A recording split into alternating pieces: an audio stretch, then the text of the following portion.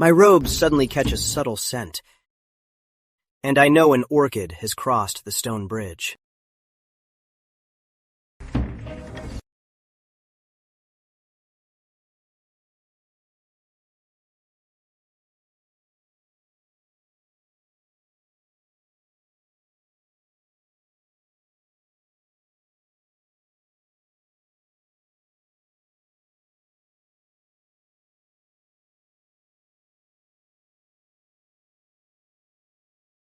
The Prime Minister's third daughter. What's she doing here? Shh! You want to die?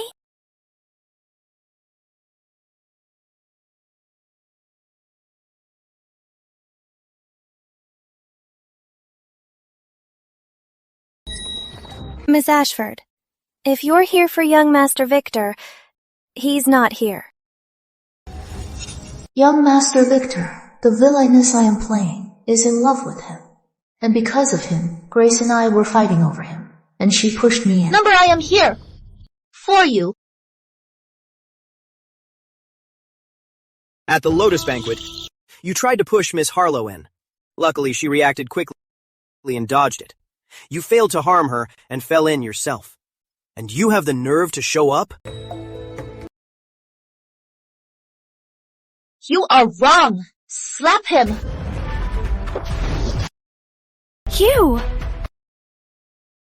You did it and won't even admit it. You're so vicious. Nonsense. Slap her.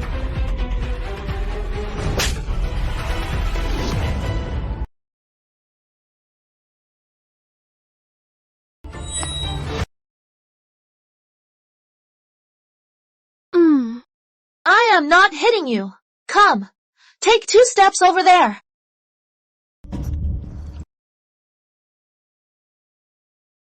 Ivy, go hold Miss Harlow and stand her by the pond. Yes.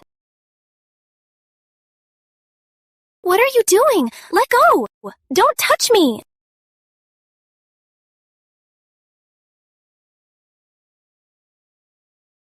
Everyone here probably doesn't know me. So now, I'll show you who I am.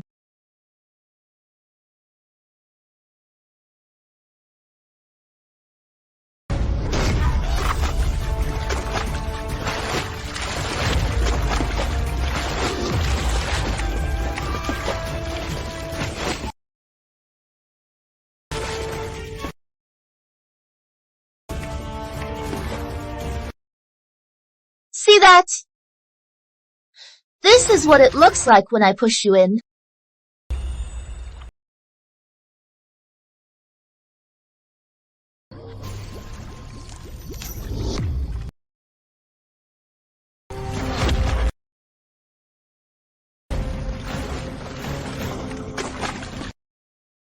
Speak! Who pushed whom in?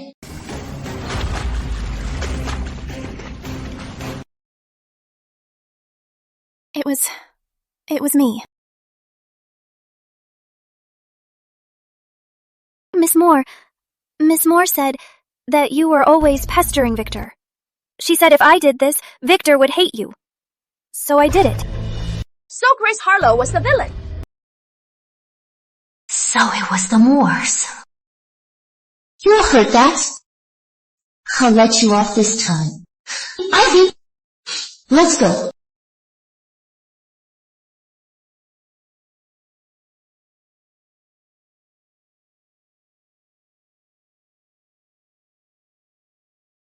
When I woke up, I transmigrated into the Prime Minister's third daughter, Charlotte Ashford.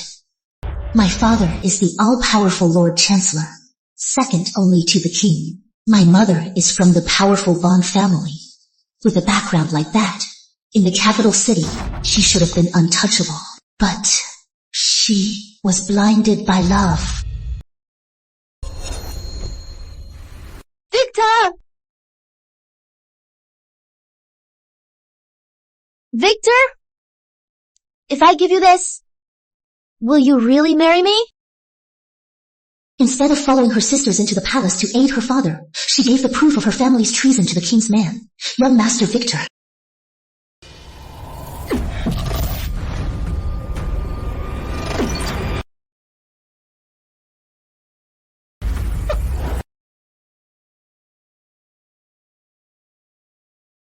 Victor! You promised to marry me! Why would I marry a traitor's daughter? I was just stringing you along, so you'd give me the proof of the Ashford's treason.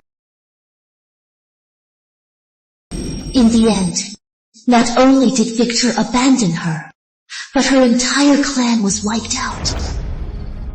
But now I am here. I'll be an arrogant traitor's daughter. I won't let anyone control my fate.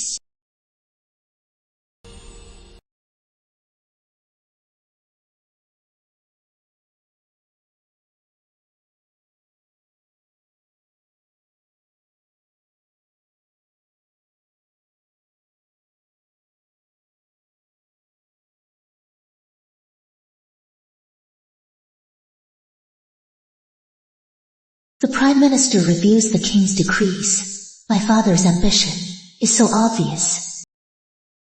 Greetings, Father, Mother. Do you know you were wrong? Charlotte is still young. She doesn't know her place. Please, don't be so hard on her. I don't know. I wanted to let it go. But the Harlow family, with the Moors backing them, they have no respect for the Ashfords. My reputation is a small matter, but I am the Ashford's daughter. We are one family. We rise and fall together. If I had let it go, others would never respect the Ashfords. I don't think I was wrong.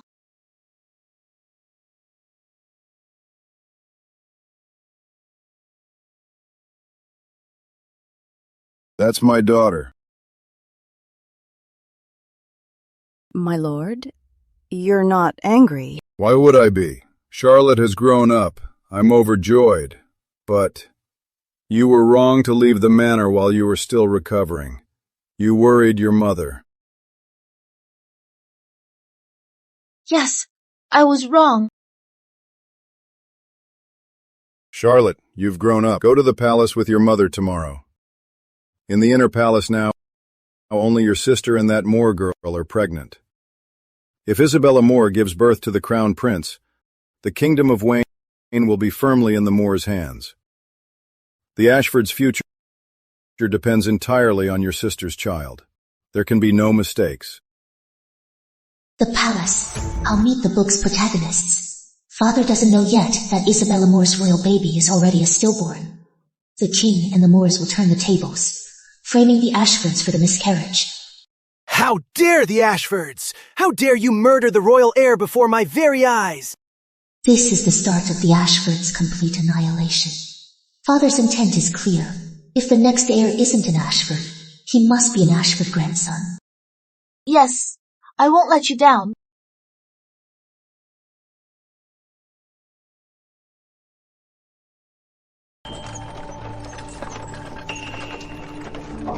Thought all night. After all, this is the king's palace. How can I take the initiative? I'll just have to play it by ear. Are you not feeling well? Is it from when you fell in the water? Number, it is my first time in the palace. I am just nervous. Her ladyship has been here many times. Don't worry, miss.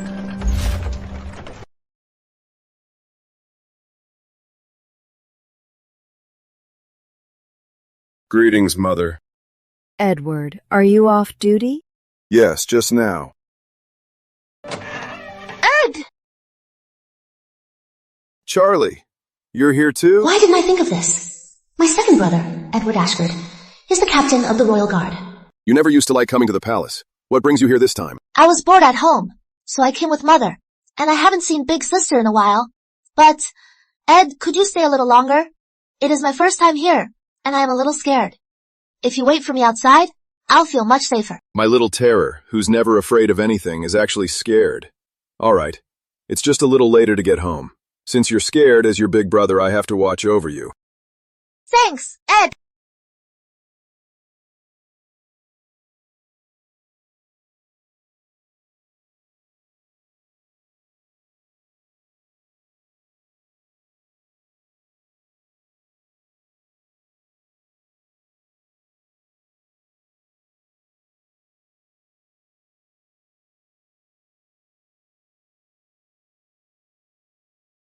Mother, Charlie. Big sister!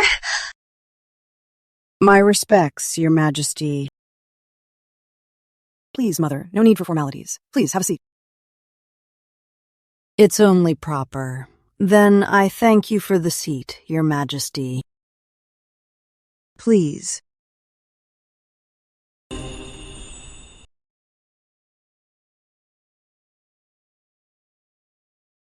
Her Majesty is with child. You must take good care of yourself. You're right, Mother. The guards here in the Queen's quarters are everywhere. And the food is all prepared in my own kitchen. No one else touches it. It's amazing how big Charlotte has gotten. And now I'm a mother too. Don't cry. Big sister, you are having a prince. That is wonderful news. It might not be a prince. It could be a princess. A princess is fine. A prince is fine. Either way, you'll have a royal heir. But that Moor girl is pregnant too. His Majesty tried to hide it at first, but in this palace, there are no secrets. How long could it stay hidden? The crown prince isn't even born yet, and a consort, without the Queen's permission, dares to raise a royal heir? Even if that heir is born, he should be given to the Queen to raise. But ever since that Moor girl entered the palace, she has all his favor. And she's in league with the Moors. His Majesty is on their side. He rarely comes to the Queen's quarters anymore. Please, Your Majesty, don't be upset. I'll tell the Prime Minister all about this when I get home. I'll have him advise the king. He must be fair to all. They don't know yet. That Isabella's baby is a stillborn. He'll probably bring her here soon. Mother, it is almost noon. Big sister looks tired today. Has she had her checkup? You're right, Charlotte. Autumn, go get the doctor. Yes. His Majesty and Lady Isabella have arrived.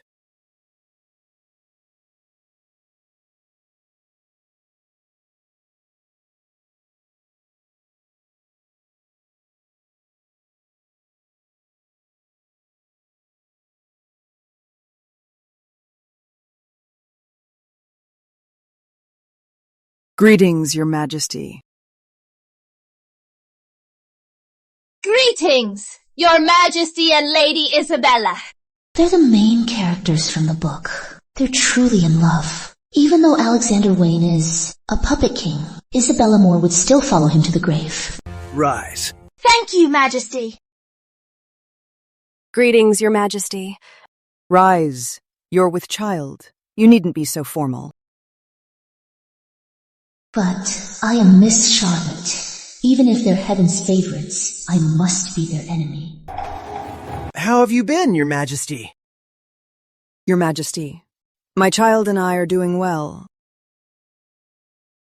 But you, sister, you look pale. You must take good care of yourself and your child. I'm sorry, Bella. We'll have another child. The baby was already dead. As long as I can help the king destroy the Ashfords, I'll do anything.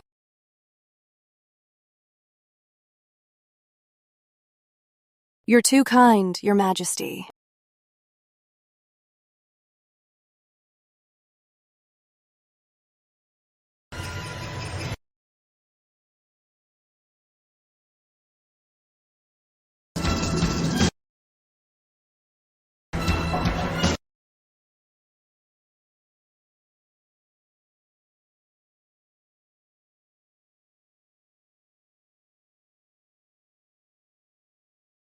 I heard Miss Charlotte fell into the water at Moor Manor.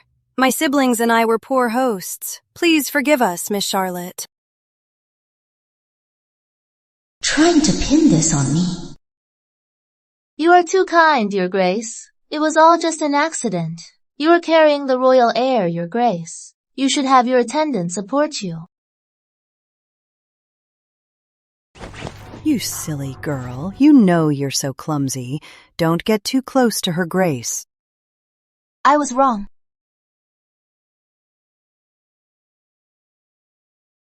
Be seated. Thank you, Your Majesty.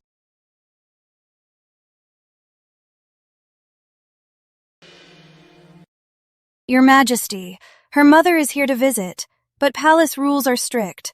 My mother cannot enter the palace. Now that I'm carrying the royal heir, I'm so restless. Could I ask Lady Catherine to visit me at Sunlight Hall? To ease my longing for my mother? So, Lady Isabella, you want to be an Ashford so badly, of course. My parents treat all their children so well. It is no wonder you'd envy us. Your Majesty, I didn't. Dr. Lewis is here, Your Majesty.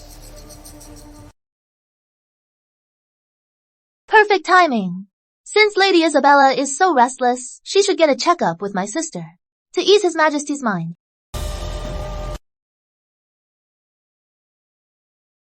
If the doctor finds out I took an abortifacient before coming. No.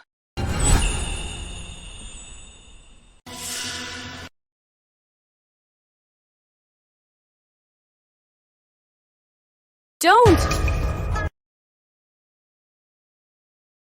You're too kind, Miss Charlotte. I already had my pulse checked before I left. You should tend to the Queen, Doctor. Lady Isabella, don't be so childish. Just come with me and get checked. The doctor is already here. She's stalling. Something's off. You should both see the doctor. Your health is important. Dr. Lewis is here.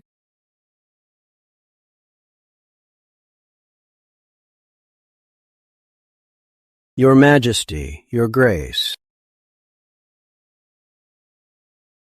My pregnancy care... Has been handled by Dr. Hughes. Another doctor won't find anything. It's not necessary. It's just a pulse check. He's not giving you medicine.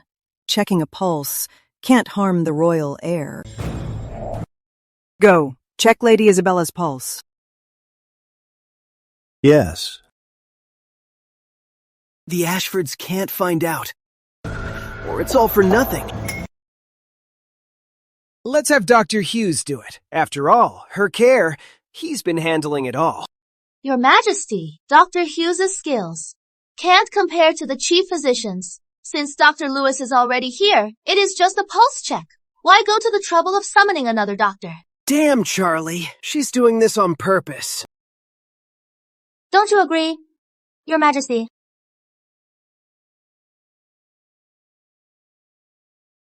Your Grace, please, let me check your pulse.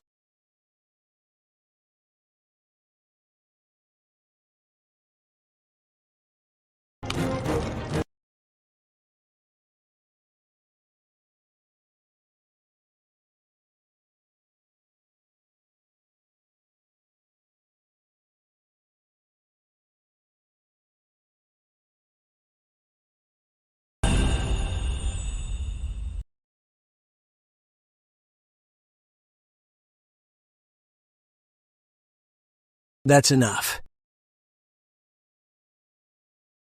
Before the consort came with me, she already took her pregnancy medicine. No need to interfere. Yes. Enough. I heard Lady Catherine is here today, so I came to see her. I just remembered to have business at Harmony Hall. I must go now.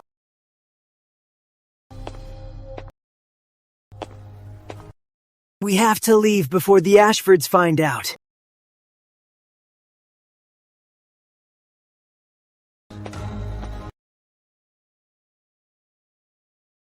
Lady Isabella, the inner palace must stay out of politics. What business do you have with the king? I can't just leave. My child. Even if I die, it has to be for something. You're right, Your Majesty. Since His Majesty is busy, why don't we all stroll through the royal garden? I can't have a child, and neither can you.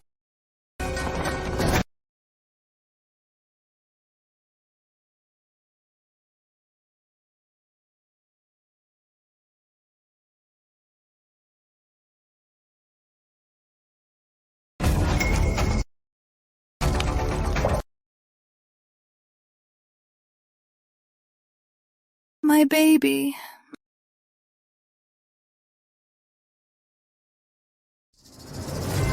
Doctor! Quick! Get a doctor! Careful. Bella. Your Majesty! Your Majesty! Bella. Your Majesty, it hurts! My baby!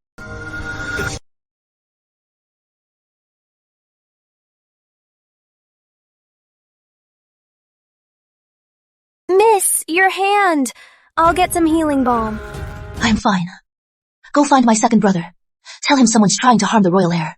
Have him seal off the Imperial Clinic in Sunlight Hall. Investigate Lady Isabella's medicine and the baby's condition, and be quick. Yes, yes. Go now. Big sister.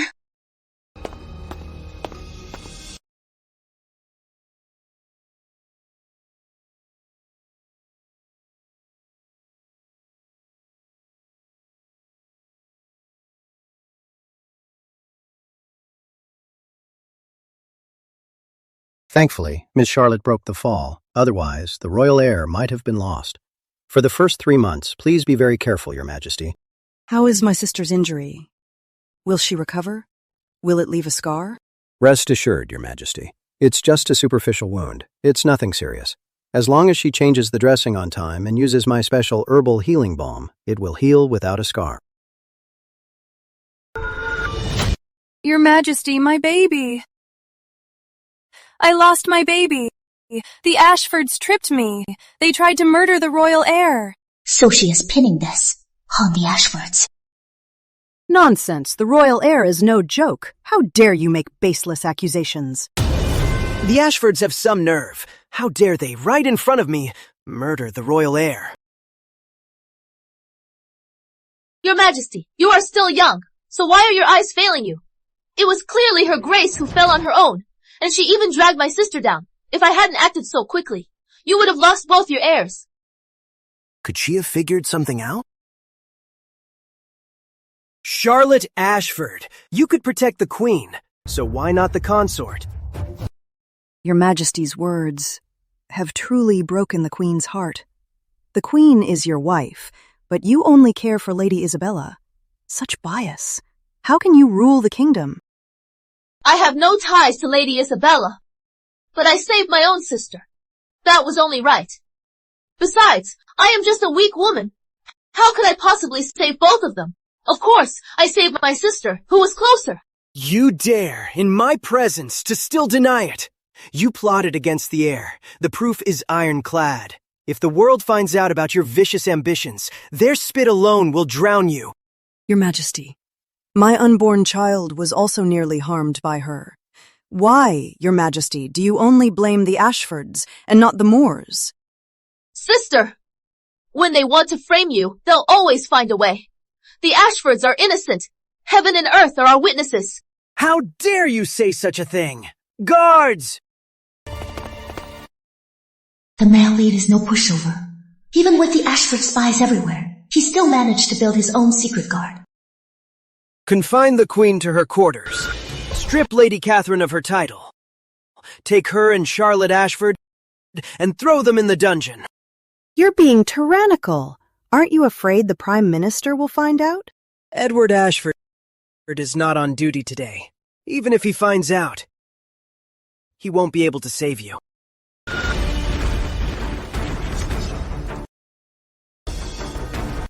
Your Majesty, the Royal Guard has surrounded the Queen's quarters.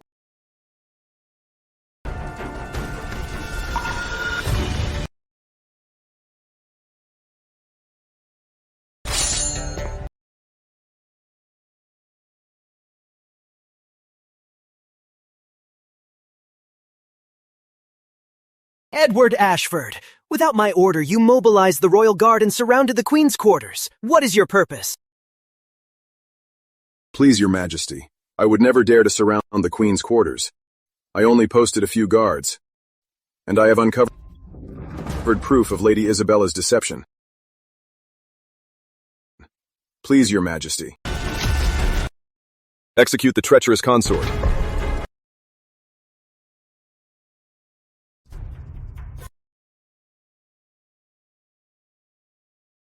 Your Majesty, I fear your majesty has been deceived by this villainess. She knew her child was dead, yet she tried to harm the other royal heirs, and then framed an innocent. Each of these crimes is punishable by death. I dare to ask your majesty to execute her, to restore peace to the inner palace. Captain Ashford, are you telling me what to do? What's the inner palace to you? It is my concern. You are the king. Your family is the kingdom. I believe her crimes are not your doing. Since you're struggling to decide, I won't press you further. The officials are arriving. As for her punishment, you can hear their counsel. Edward Ashford, you mobilized the royal guard and summoned the officials. Who gave you the right? Your majesty, I only seek to protect you. She deceived you and harmed the heir. The evidence is clear. If you cannot punish her, I must ask the officials to decide, to remove the threat. I'm the king. Yet, I can't even protect the woman I love.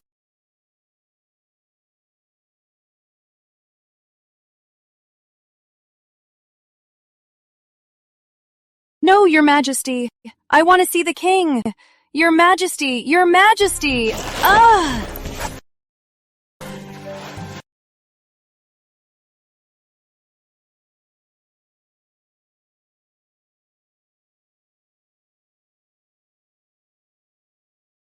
The king is a figurehead. The prime minister holds all the power. Now that I am here, I finally understand how tyrannical a powerful minister can be. This is how the original heroine died. The story from the book. Will it still play out? Miss, you've never been hurt this badly. Never this badly. Besides, Dr. Lewis's ointment. Will it really not leave a scar? It is Dr. Lewis's secret formula. It shouldn't leave a scar. This scar cream, I could make good use of this. Miss Charlotte, the Prime Minister wants to see you in his study. What could it be now?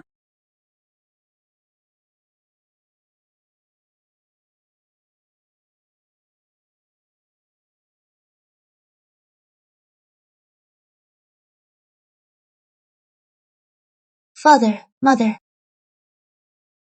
About today? You did well. I only did my duty. Your mother said you were hurt today. Just a scratch. I am fine now. Do you remember your childhood playmate? When you two were together, you were a real handful. Playmate? Could it be the Hawkwood tribe, the marriage alliance, has arrived? Father, you don't mean Lenny, the one I used to kick and make cry. He's coming to the capital with the Hawkwood tribe. Then you two can reconnect. I'll be sure to welcome him. Charlotte, the other day, the Harlows sent 2 shops as an apology. They're for you. I've already sent people to run them. You just sit back and collect the money. Thank you for looking out for me, Mother. But I'd like to run them myself. It is a good chance to learn. It's about time you learned these skills. Father, I have a favor to ask. I'd like to ask you to name the new shop. Do you have a name in mind? Golden Thread House. Take care.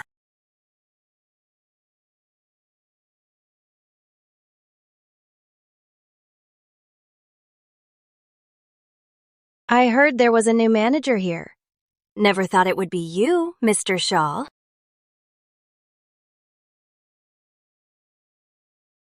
Miss Emily. You're quite the capable man, Mr. Shaw, working for Miss Charlotte now. You've got a bright future. You flatter me, Miss Emily. Well then, I won't disturb you, Mr. Shaw. Take care, Miss Emily.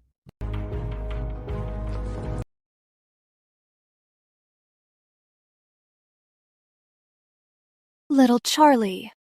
Emily Moore, the illegitimate daughter of the Moores. Though illegitimate, she is treated as the eldest daughter. She relies on her merchant mother's fortune. She controls the capital's clothing and jewelry market.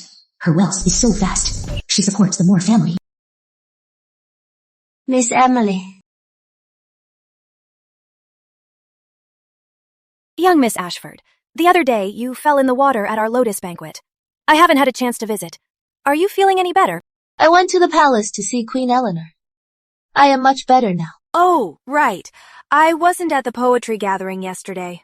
I heard Miss Harlow was ordered by one of my sisters to push you in. Did you hear which one of my sisters it was? She only said it was a Moor girl. She didn't specify who. I have many sisters. I'm worried one of the foolish ones offended you. If that's the case, I'd feel even more guilty.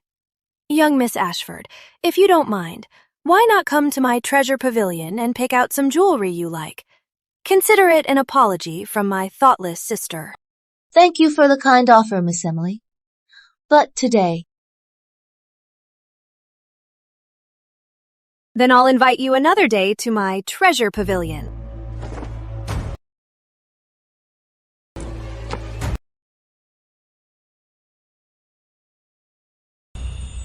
The Ashfords need to build an army and make connections. All of this costs money.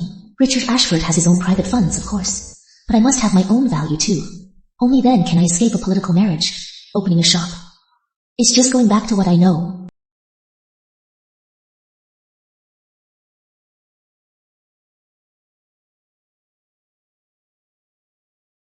Miss, look! This gilding is so thin you can see the copper underneath. And that jade bracelet? It's probably just colored glass.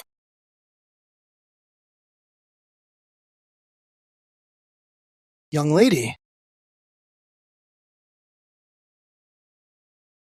I didn't know you were here. Forgive my tardy welcome. Please, have a seat. I'll go brew some Belochin tea.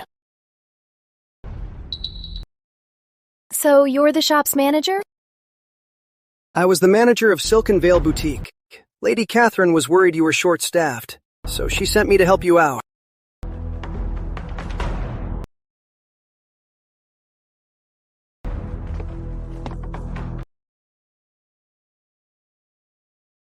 How do you explain this? Miss, the jewelry in this shop is all quite ordinary. Someone of your standing, miss, is used to finer things. These trinkets, how could they possibly catch your eye? You are quite the charmer, Mr. Shaw. No wonder my mother sent you to run this shop for me. You flatter me, miss. It's all thanks to the matriarch and Lady Catherine. That's how I've been able to live so well. Since my mother sent you, you must have something special. With you in charge, I am at ease. You're too kind, miss. Just tell me what to do. I'm only managing the shop for you temporarily. Whatever you need, miss, just say the word. You're a quick study, Mr. Shaw. Then close for a few days. Redecorate and restock. Redecorate again. That means I can... We can't, miss. Renovating the Harlow's shop already took some time. Now to redecorate and restock. We won't have enough time or money. How can there be a reward without investment? Mr. Shaw, contact the craftsmen. Have them meet me at the Prime Minister's estate. Remember, this shop must be built entirely with the finest golden thread wood. Yes, I understand.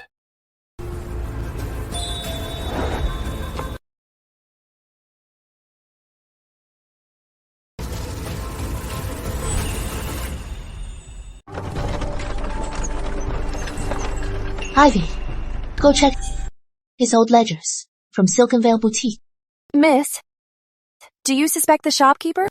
When he took over this shop, the estate must have given him hundreds of taels. But the jewelry in the shop is of terrible quality. He must have pulled some trick.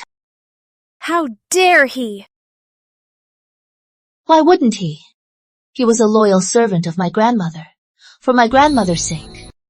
My mother chose to look the other way. Miss, if that's the case, why not just send him to the estate? Wouldn't that be easier? He hasn't committed a major offense yet. If we just dismiss him outright, who would dare to serve the Ashfords in the future? Besides, the money he stole, he'll have to pay it back double. He is probably taking bribes from the ladies, who want to curry favor with the Prime Minister. Don't push! One at a time! There's enough for everyone.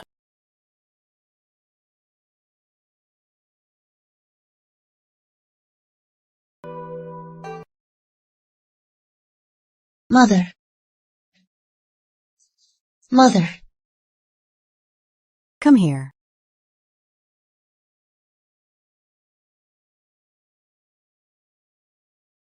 You went to the shop today. How was it? Are you tired? I am not tired. I've chosen some guards for you. They'll protect you when you're out. Thank you for looking out for me, Mother. Nanny Doris.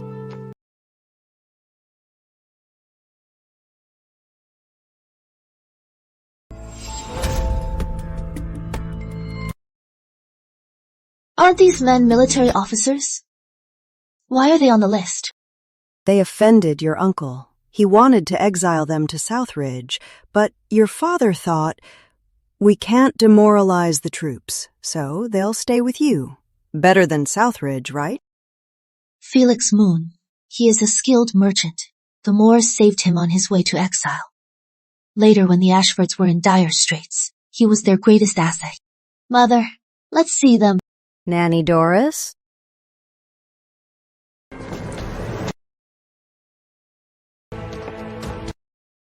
Ethan Ward. Felix Moon. Peter Page. My lady, miss. At ease. Mother, I only go between the manor and the Golden Thread House. One guard is enough. As you wish. Then take a look. Which one do you want? I'll take him. Miss Charlotte. Get your things ready. You're coming with me to the Golden Thread House tomorrow. Yes, miss.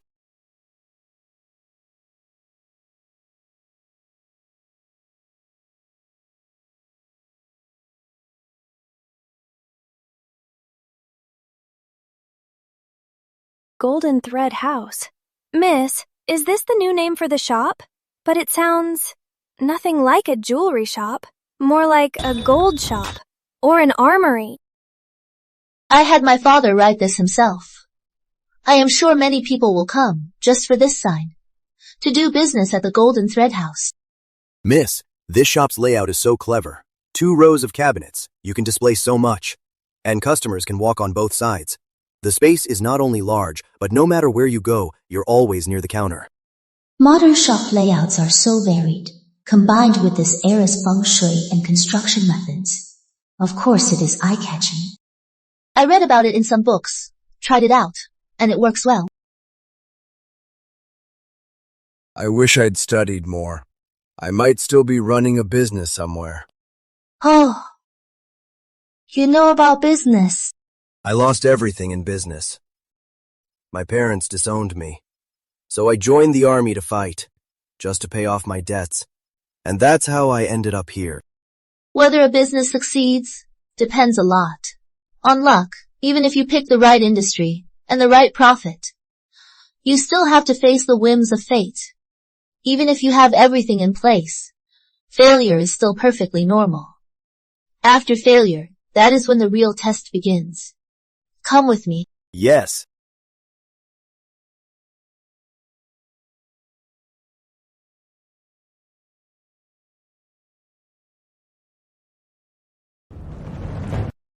Tell me, what are you good for? At 12, I sold chickens for money. But my parents found out. They beat and scolded me, called me an ungrateful son. Get out! They took my 5 taels of silver and only gave me 1 back. That's a lot of money. After that, they made me keep selling chickens, and I had to give them all the money. Go on. I was going to the city with nearly 200 taels, but because of my brother's gambling debt, I was forced to pay it with my share. After opening my shop, I had no capital left. The competition was fierce, and my brother slandered me. Business was terrible. Please! Then the authorities came after me, and my townsfolk came to collect. I had no choice but to sell my shop to pay the debt, and I was even disowned. Now I owe 45 taels. It'll take me 2 years to pay it off. So, you are not giving up. And you are hoping I can be your second chance. Yes. I have my own motives. I just want to manage your shop and get a chance to make a comeback. So, have you learned your lesson? I shouldn't have overstocked. And? I shouldn't have gone soft on family. I should have cut ties. And? I'm not seeing it. Please, enlighten me. Death has bent you over. Hatred has blinded you.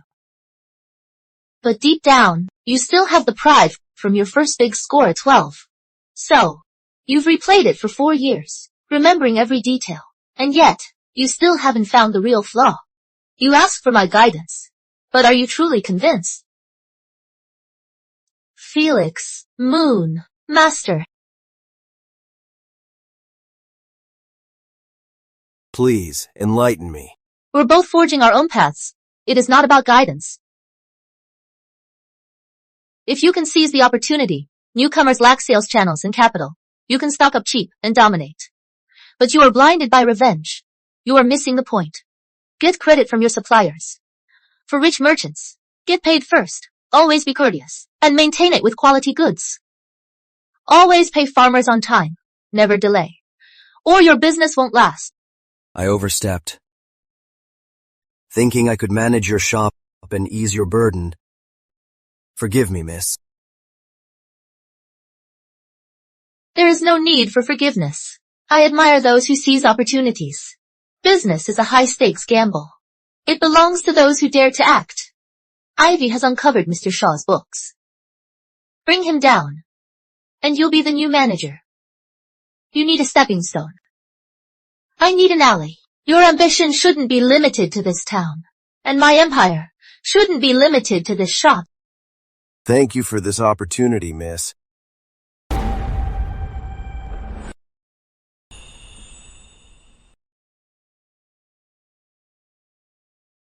Miss, as you instructed. All of it is the finest golden thread wood. I remember.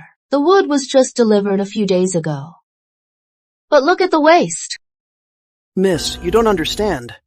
All the wood you see in the golden thread house is golden thread wood, so there's not much left. Besides, the craftsmen are new. They wasted some material. Really? Then show me the ledger. Yes, miss.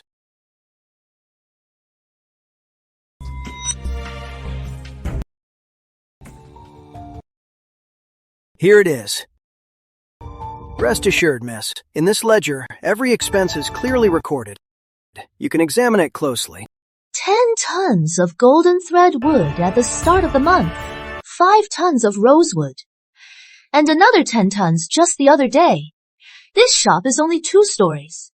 Mr. Shaw, are you planning to fill the moat with this wood?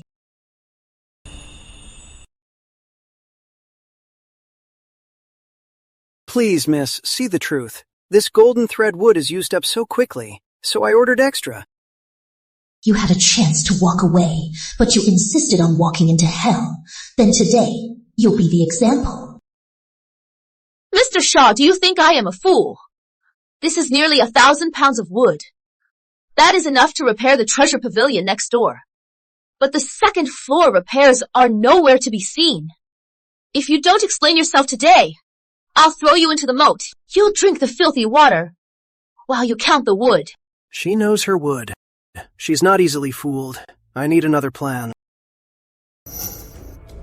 Miss, I was worried about the dampness here, so I had the wood moved yesterday to a dry place. With all the repairs, I must have forgotten. Really? Then, Mr. Shaw, show me. The storeroom is filthy. You're a lady of status. You can't go in. And why not? Right this way, miss.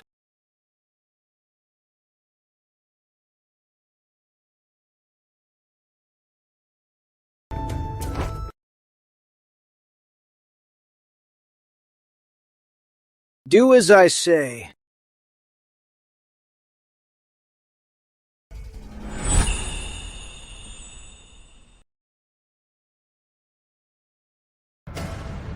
Miss, this is the storeroom. The remaining wood is all in here. Let's go. Miss, It looks like the yard's on fire. Good thing I was prepared. Oh no, it's on fire! Ivy, give me that. Go get my mother. Yes. What are you all standing around for? There's fine wood in there. Go put it out!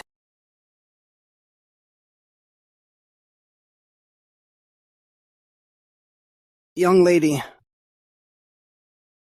I deserve to die. I failed to guard the storeroom, and it caught fire. I deserve to die 1,000 deaths. Punish me, young lady.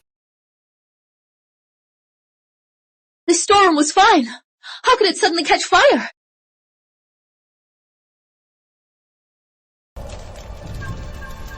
Young lady, there have been many rodents lately.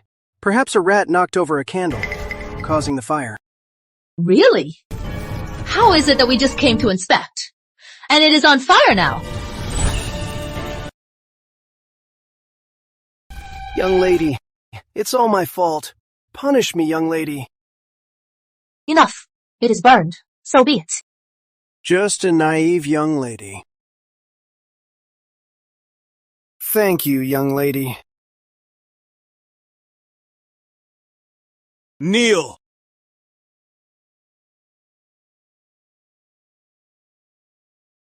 Young lady, what is the meaning of this? Mr. Shaw, did you misunderstand me? I said, it is burned. So be it. But I didn't say it is over. Young lady, I swear to heaven, it was an accident. You have to believe me. Miss, I found him by the back wall. He was holding a fire starter. Smell this. Miss, Mr. Shaw said there were rats in the warehouse. He told me to smoke them out. You use smoke to drive out pests. Why use a fire starter? You clearly set this fire on purpose. Since you won't tell the truth, take him to the magistrate. Make him talk. I'll talk. Mr. Shaw gave me 10 taels of silver to burn down this warehouse. You're lying. When did I tell you to set a fire? You're just making this up. Do you know what you've burned? You've burned your own life. What do you mean, miss? In here was priceless golden thread wood. I swear, I didn't see any wood when I went in. There were only some rotten straw mats. Who paid you?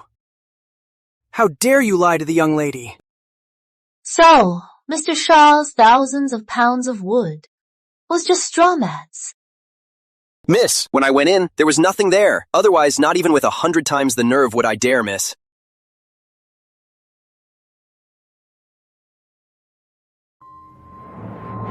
Miss, the fire's out, but there's not enough ash for hundreds of pounds of wood. Mr. Shaw, are you trying to tell me that hundreds of pounds of golden thread wood could burn like a straw mat, leaving not a single ash? If there were truly a ton of wood in that warehouse, I don't believe you, Thomas Shaw, have the nerve to set it on fire, unless that fire was a birthday party for the wood. Miss, I've served the Prime Minister for over 10 years. I've never been corrupt. If you insist on suspecting me, then I'll die right here before you. Even in death, I'll die with a clean name. So the matriarch and Lady Catherine will know that I am completely loyal.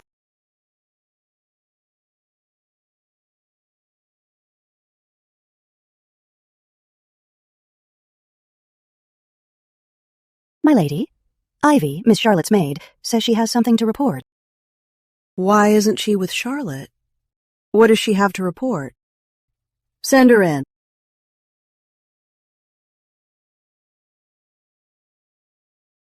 My lady, Miss Charlotte says there are rats in the shop.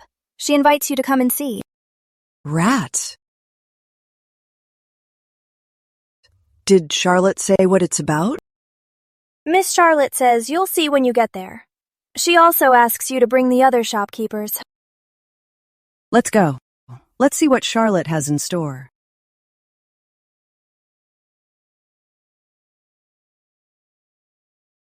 Miss, Since Mr. Shaw says he's innocent, then the problem must be with the craftsman.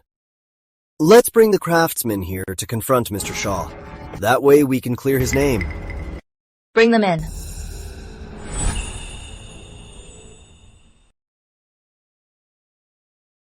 There is a problem with the repairs at Miss Charlotte's shop. The only ones who could have tampered with the wood are you and Mr. Shaw. But Mr. Shaw says he didn't do it. So it must be you. That is worth a fortune. Do you want to spend the rest of your lives in prison? Thomas Shaw, you set us up. Miss, Mr. Shaw threatened us. If we didn't do what he said, he'd tell you and have you punish us. We were scared, so we agreed. But we only switched the wood. We had no other ill intentions, miss. That's a lie. You were the ones greedy for money! You are the ones who rigged it! Thomas Shaw, you forgot? We signed an agreement. Mr. Shaw, the young lady ordered gold threadwood paneled cabinets and a rosewood counter, but you switched them for ordinary sandalwood. This puts us in a tough spot. The young lady's been sheltered. Can she tell the difference between gold threadwood and ordinary wood? You. Just make the surface look good. Give it a nice shiny coat. It'll pass for the real thing. But if the young lady finds out, we're dead. Relax, she won't find out. Don't you want to make a killing?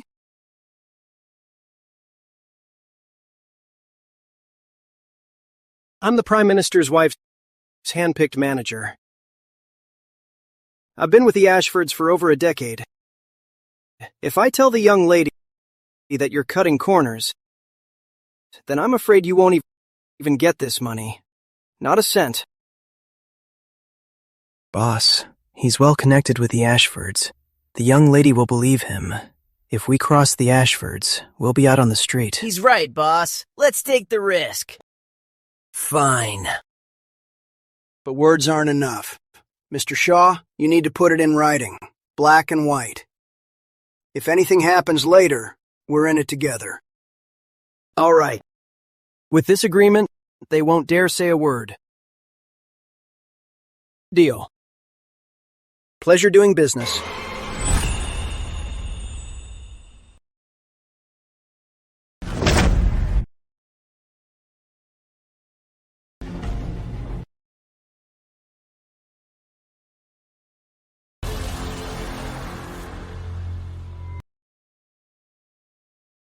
Thomas Shaw. Thomas Shaw. You've really been full of surprises. Miss, we know we're guilty. Please, we turned ourselves in. Spare our lives. Spare us, miss! Yes, miss! Take them to the magistrate. You men, come with me.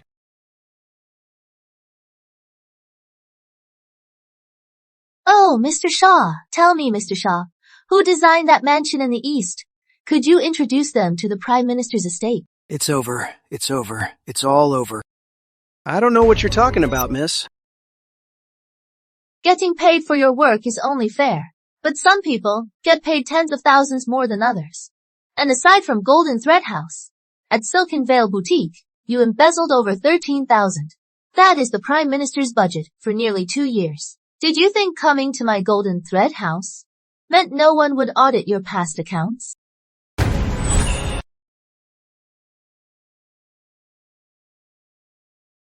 Mother. Isn't that Mr. Shaw, the man I assigned to you? What has he done? See for yourself, Mother. You may all have a look. The proof is ironclad. Let's see who dares to bring up his hard work now. This woman, how did she get Lady Catherine and all the managers here? You scoundrel, Thomas Shaw! How dare you plot against the Prime Minister's estate? Are you tired of living? Calm down, Mother. Don't let it affect your health.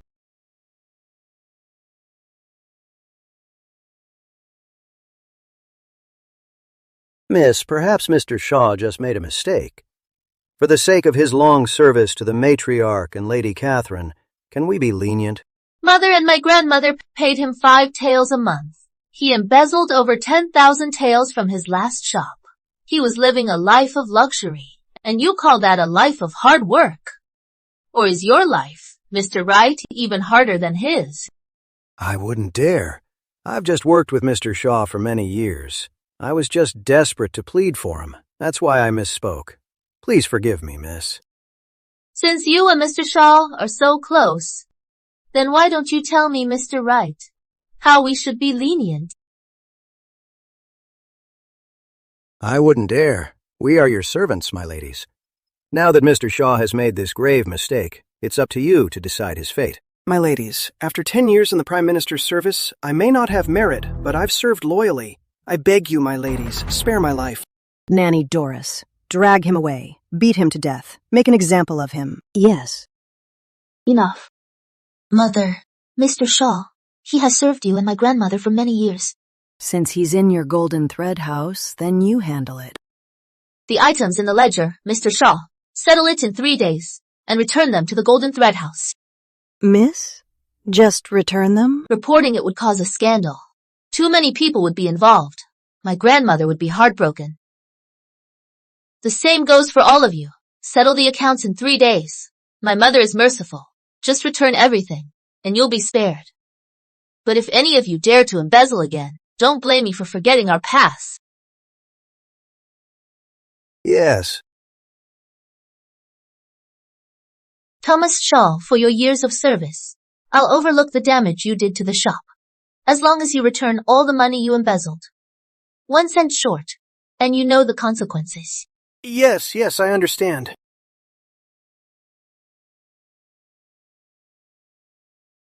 Charlotte, you're far too kind. If it were me, I'd have had his tongue cut out and fed to the dogs.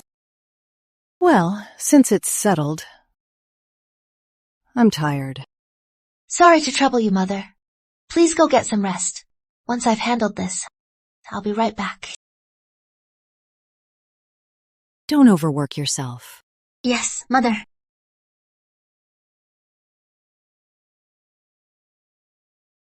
Find new craftsmen. Have them rebuild it to the plans. Also, look into the officials' families who dealt with Mr. Shaw. Prepare generous gifts and explain the situation. Since we're cutting off his support, we need to make it clear to them who they should be doing business with now. Yes, Miss.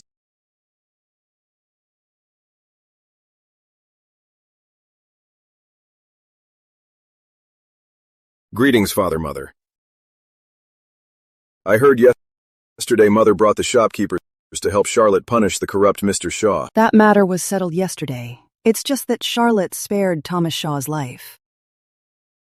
Tell me, why did your sister spare his life? Charlotte just took over the shop, and she's short-staffed. Her threats were just a bluff.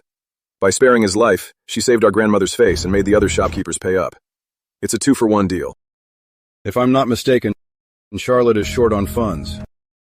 She needs money fast to fix the shop. Forcing payment through the authorities is time-consuming and a hassle. Making Thomas Shaw and the others pay up themselves is faster and a goodwill gesture. Let me ask you another question. Giving gifts to officials' families, what was the deeper meaning? I believe Charlotte's move eliminates potential enemies and distances the Prime Minister's estate. They took the money without owing a favor. If someone tries to deal with Thomas Shaw, she can use the contract to turn the tables. Charlotte has been full of pleasant surprises lately.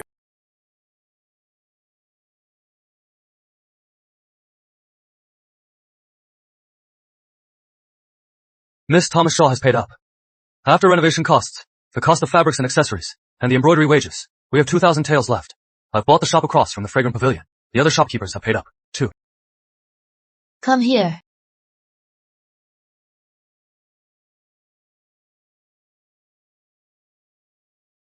J-Table Inn? After the J-Table Inn is renovated, half will be a restaurant, and the other half, a viewing gallery for horse races.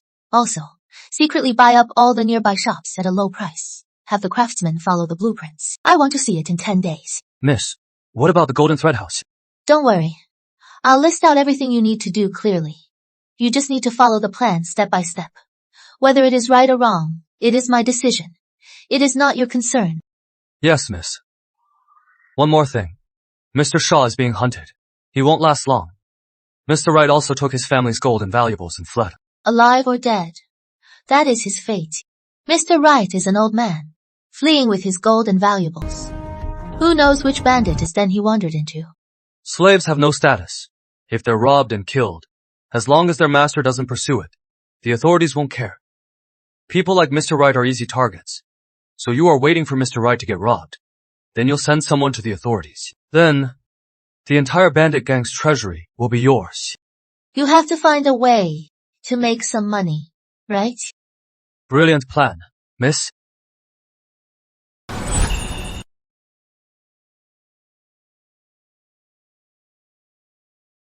Miss, what brings you here today? I had to get out and relax. You're new here, miss. Must be your first time at our fragrant pavilion. Our private rooms are full today. Follow me to a table by the window. Little Charlie? Little Charlie. Miss Emily, young Master Samuel. We have a private room reserved upstairs. Would you like to join us for a meal? Samuel Moore, the third son of Moore Manor. He wants to use the Ashfords to crush the legitimate heirs of the Moores, and then seize power for himself. Come on. You didn't get to pick out jewelry at my treasure pavilion last time. I feel terrible about it. So please, say yes. Then I thank you, Miss Emily and young Master Samuel. This way, please.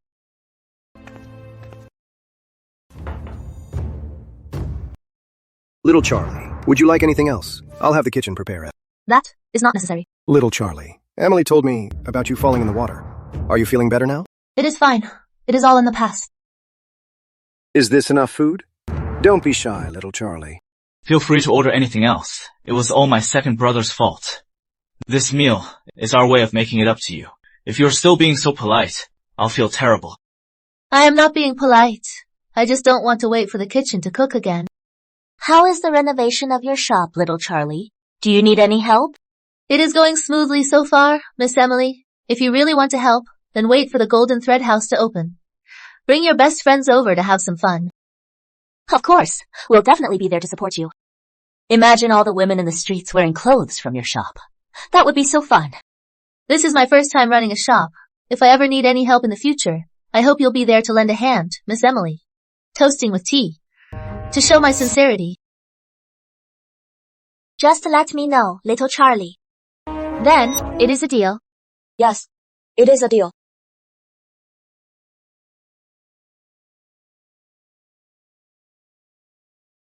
Dr. Lewis, don't be nervous. Have some tea. I had my mother send for you. I want to discuss a business deal. You summoned me, Miss Charlotte. What business do you have to discuss? When I was injured last time, you made me that herbal healing balm. Would you be willing to sell me the recipe? No, absolutely not. This balm is a family secret. For 100 years. How could I sell it? That would be a disgrace to my ancestors. When I die, how could I face my ancestors? Since this recipe is so important to you, then I won't ask for it. But would you be willing to make me 20 jars a month? 20 jars? That's not much. I can make them. I can. The next month I'll deliver them to you. This is a significant long-term deal. We should draw up a contract. Miss, I grow all the herbs myself. Making the balm, a few of the herbs are rare, but per jar, it's only about 200 coins. I'll give them to you for free. Dr. Lewis, I am asking for a monthly supply. Let's split it 50-50. A contract will make things easier for both of us. Then I'll give you 20 jars this month. If they sell well, we can sign a contract then. If they don't sell well, we'll just drop it. I can't let you lose money. All right. On the 1st of next month. All right. Early next month. I'll send someone to your residence for the balm.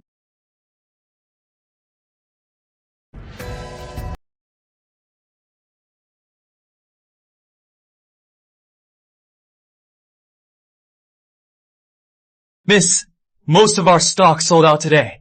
The herbal healing balm fades scars. It is a huge hit. We can't keep up with demand at 20 taels. At this rate, we're going to make a fortune. Most of our customers are only here because of my father. Retaining them long-term is the real test. Miss Charlotte. Miss Emily. Little Charlie, your shop looks amazing. Where did you find your craftsmen? I want to redo mine, too.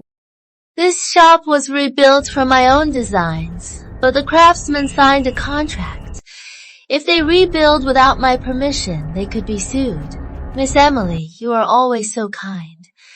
You wouldn't want to get them in trouble, would you? Then, with your permission, there's no problem, right? Indeed. So you don't want to trouble them. You just want to trouble me. Miss Emily, it is not that I won't let you copy it. It is that the structure of your shop is different. A bad layout will ruin the feng shui and your fortune. Then, it'll be my fault. I was just joking with you, sister. You took it seriously. Why would I ever make things hard for you? But your joke was a little too convincing. You almost had me thinking you were a different person. Not at all. It seems, among the capital's young ladies, there's finally one just like me, who's all about the money. Is that a bad thing? We can make money together and take the heat together. Take your time, Miss Emily. I'll get back to work. Miss, the waiters are all new. No one knows where the craftsmen are. The manager is Miss Charlotte's confidant. I didn't dare ask. Where did Mr. Shaw, the manager of Golden Thread House, go? He traded the deed for his life. But then, for some reason, many people came after him. He has disappeared now. Have my brother find him. He must know more about the shop's layout.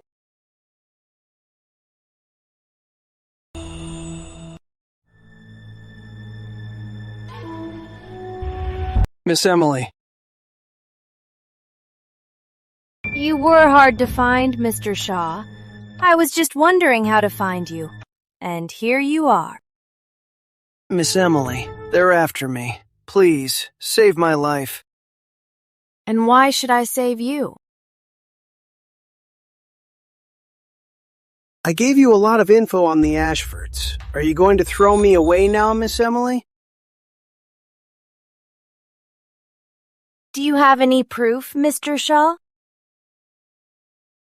Proof doesn't matter. If the Ashfords find out about the Moors' move, they'll investigate. Are you so confident, Miss Emily, that you've covered your tracks perfectly? I'll save you. Draw me the plans for the Golden Thread House. Then I'll have someone get you out. How can I trust you?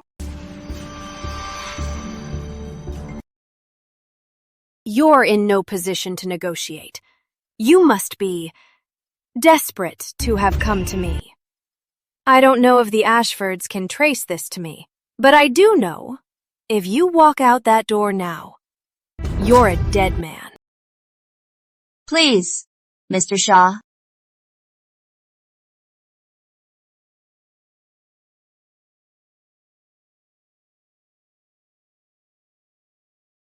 Dead either way. I'll take the gamble.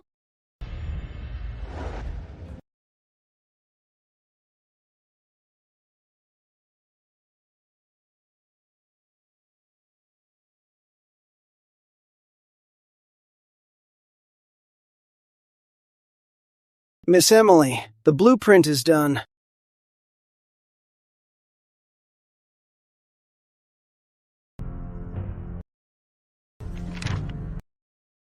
Mr. Shaw, this is excellent. Have some tea and rest. I'll have someone escort you to safety.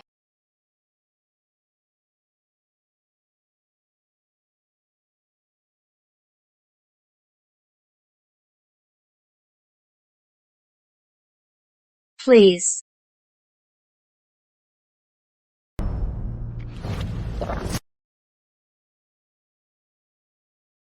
Thank you so much for your kindness, miss. Mr. Shaw, have a safe journey.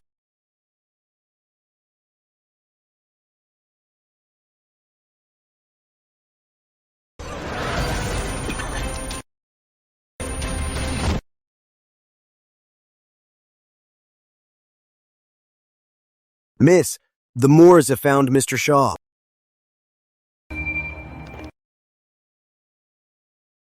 It seems Miss Emily Moore is dead set on making an enemy of me. Miss, that Miss Emily Moore is so unreasonable. You already turned her down. How dare she do this behind your back? Thomas Shaw only knows the basics. He is no threat. Since she insists on copying, then I'll give her a little gift. What's your plan, miss? Since they found Thomas Shaw, they'll definitely use our craftsmen. So you're going to target the craftsman? Those craftsmen signed a contract with us. They don't need to sign with anyone else. Without a contract to bind them, the quality of the work, whether it is beautiful or ugly, isn't that all up to them?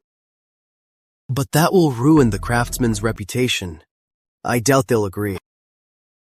The plagiarizers will get the bad name, not the craftsman. If I use the Prime Minister's office to recommend them to the Ministry of Works, they'll know which is the better deal. They're not fools.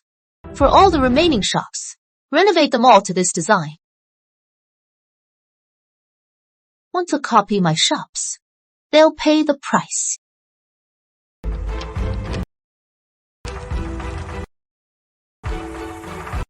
Understood.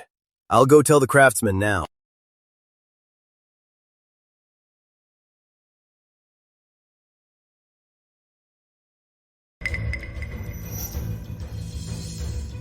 Renovate it to this design. 100 taels each when done.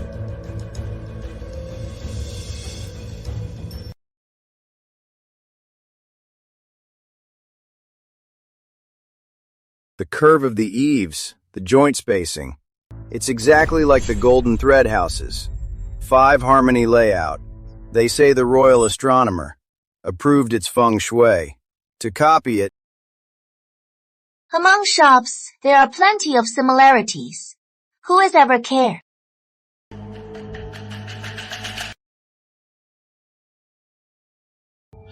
You're joking, miss. We only care about the craft, not the owner.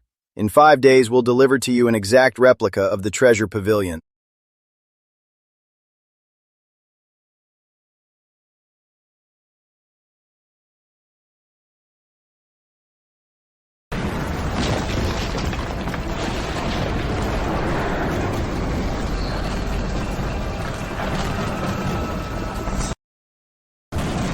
Treasure Pavilion repairs cost 2,000 taels. How is that 30% over budget? Miss Treasure!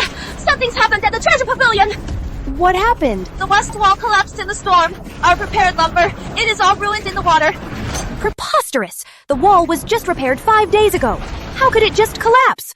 Let's go. Let's go.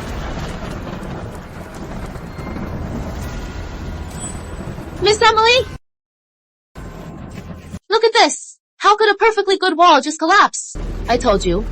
A bad layout brings bad luck. How thoughtful of you, little Charlie. Serves her right. That is what she gets for copying. The craftsmen have been handled. Don't worry, miss. Go spread the word. Say the Treasure Pavilion plagiarized and got cursed. Let's see how long the Treasure Pavilion lasts. Yes, miss.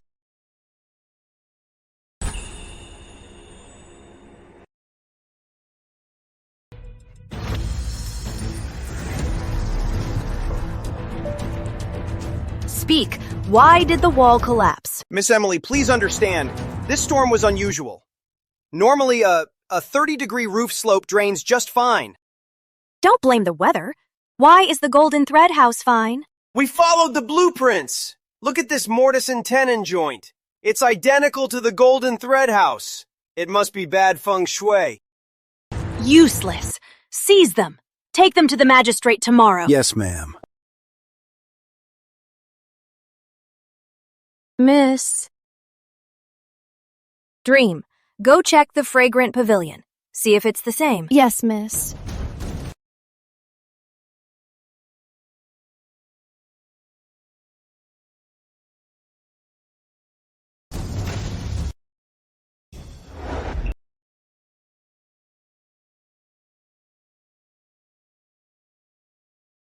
Miss, the fragrant pavilion collapsed too. And that's not all. Now at the market, everyone's using this layout. Also, Miss Charlotte opened the Jade Table Inn. It's competing with our fragrant pavilion at the same price. Charlotte Ashford. Miss, the craftsman admitted to poor craftsmanship in court, but the magistrate said they signed a contract with Miss Charlotte, so they can't get involved. You're good, Charlotte Ashford. So this was all a setup from the start, just to make a fool of me. There's more. Now there's a rumor going around that the treasure and fragrant pavilions collapsed because of karma for plagiarism. Charlotte Ashford. I won't let you get away with this. Now, do you still have what it takes to fight Charlotte Ashford? Brother, it was all a trap set by Charlotte Ashford. You may leave us now. Yes. On the streets of the capital, business is in a slump. Only Golden Thread and Jade Table is packed with customers. Money is pouring in. It must be Charlotte Ashford's doing. She ruined my business and my money, and she's making a fortune. She's clearly out to get me. Treasure and fragrant pavilion are ruined. We have no one in the palace now. You're the only eligible woman left. Father wants you in the palace. Me? In the palace? What about my shops? Brother, I'm begging you. I don't want to go. I won't die for the Moors. But Emily, you've lost. Your only use now is the palace. It's all your fault, Charlotte. I'll make you pay for this.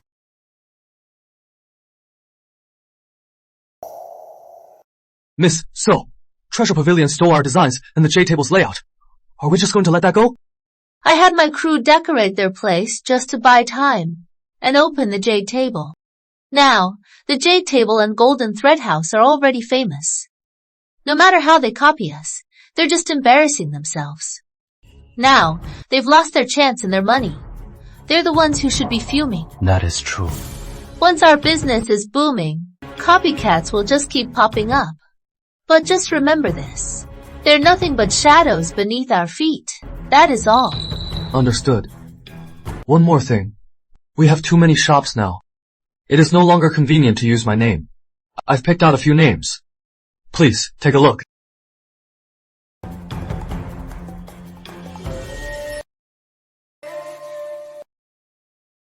Goldfinger.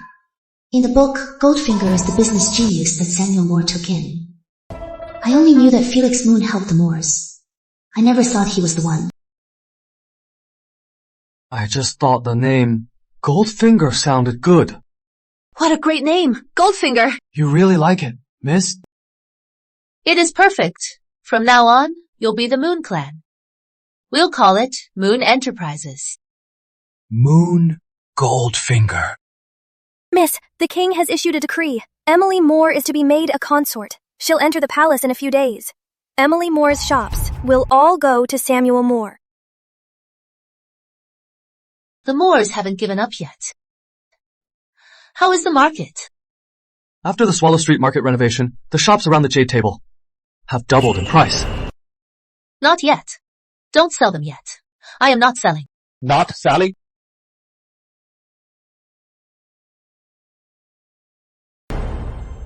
But with so many shops, we can't even use them all. Renovating them all will be a huge expense. If we don't, the area will be empty, and it'll hurt the Jade Table's business. Miss, are you thinking of renting them out? I put so much effort into revamping Swallow Street Market.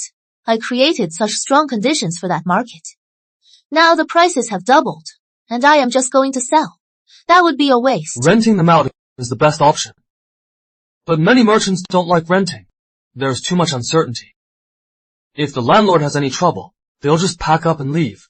It is too risky. In business, you have to be a true profit-driven person. Just to send out the word that we're renting. The first tenant gets 20% off for 10 years. The second and third get 5 years. First to sign gets first pick. Base rent is 80 taels a year. Depending on the view, it can vary by up to 10%. Understood. One more thing. As you suspected, Mr. Wright walked into a robber's den. I've already had my men take them down.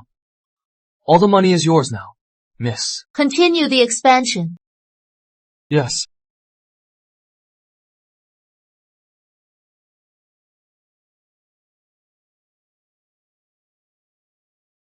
Charlotte, lately.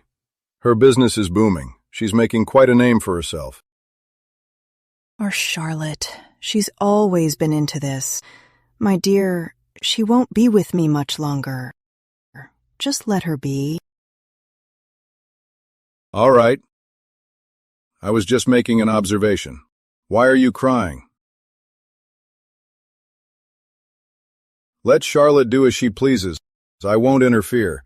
My dear, please dry your tears.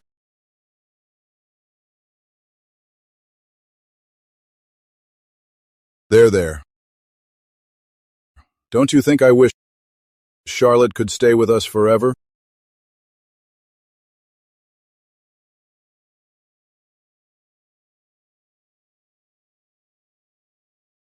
My dear, if only we'd sent Charlotte to the palace. That would have been better.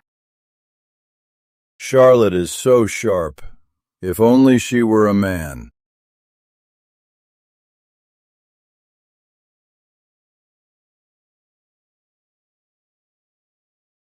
It is so late. What is the matter, Ed? It's only evening. It's just gotten dark. How is that so late? It is all about money. I've been swamped. I barely have time to sleep. But you are busier at the palace, I am sure. So, ED, what is this all about? What's with that tone? Can't a brother just come to chat with his sister? But I do have something to ask. The Hawkwood delegation is arriving soon, and with them is the chief's favorite, the little princess, Fiona Hawkwood. It's her first time in the capital, and she doesn't know anyone. Charlotte, would you mind taking the little princess into the palace to show her around? So soon? That is 2 days earlier than in the book. Don't worry, Ed. With me around, I'll make sure the little princess isn't bored. That's my sister. When you need something, you can always count on family.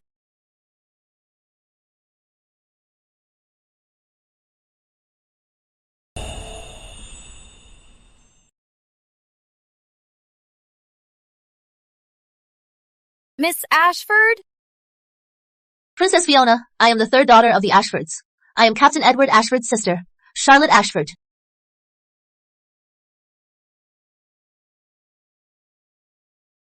I've heard that Hawkwood women are skilled riders and archers. There is a banquet at the palace tonight to welcome your Hawkwood delegation. After the banquet, I'll show you around the capital, and we can find a time to go horseback riding at the villa. How about it? I'm impressed by how much you know. Then I'll leave it to you, Miss Ashford. My father and Chief Hawkwood are good friends. He always tells us children to look after you. If you get bored, you can always find me at Ashford Manor. I also run a few shops in the capital.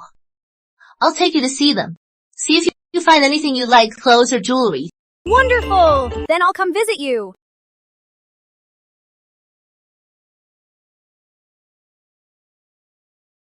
His Majesty, the Hawkwood envoy.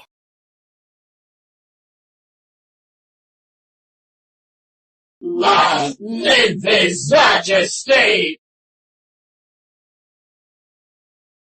Rise! Thank you, Your Majesty!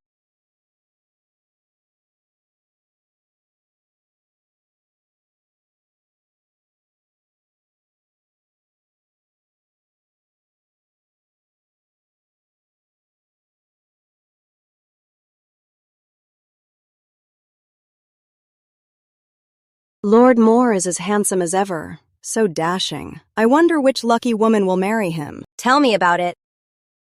So he is the one the original me was obsessed with. The second son of the Moore family, Victor Moore. Victor Moore.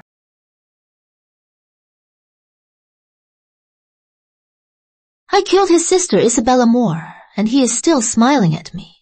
The Moors are desperate to stop this marriage. They've resorted to a honey trap. They'll stop at nothing. Well, I can use this to my advantage.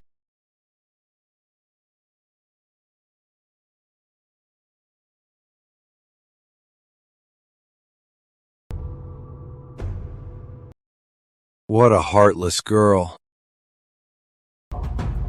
Brother, where are you going? To see my fiancé.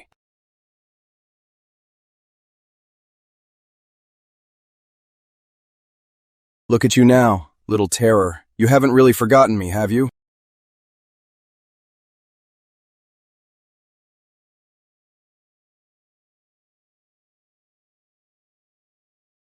Third Prince. About that time I kicked your butt as a kid. You are not still holding a grudge, are you? How about you kick me back? Then we'll be even. Go on. I'm a grown man, kicking a girl's butt? What would people say? Turn around.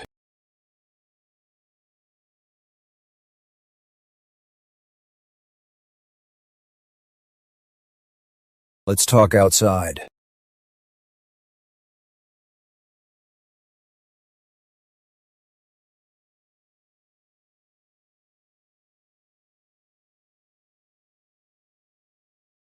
So close to another man. Miss Charlotte is completely ignoring young Master Victor.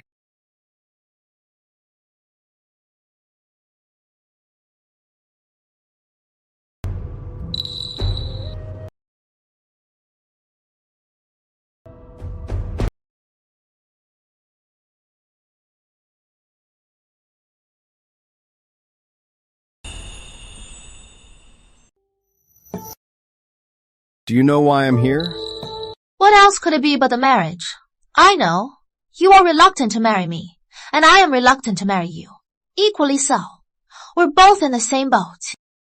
You're even more infuriating than you were as a child. We were never a good match. We couldn't stand each other as kids. As we grew up, we only got slightly better. Charlotte, am I really that unfit to be your husband? Then ask yourself, Third Prince, do you really like me? About this marriage, neither of us has a choice. Better you than a stranger. At least we grew up together.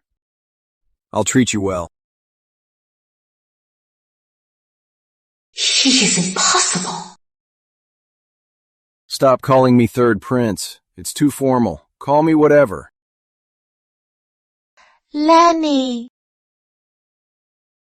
Charlotte.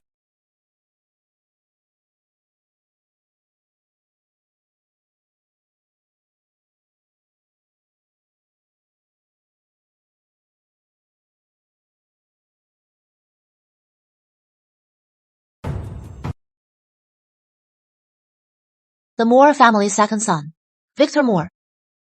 Oh, so that's him.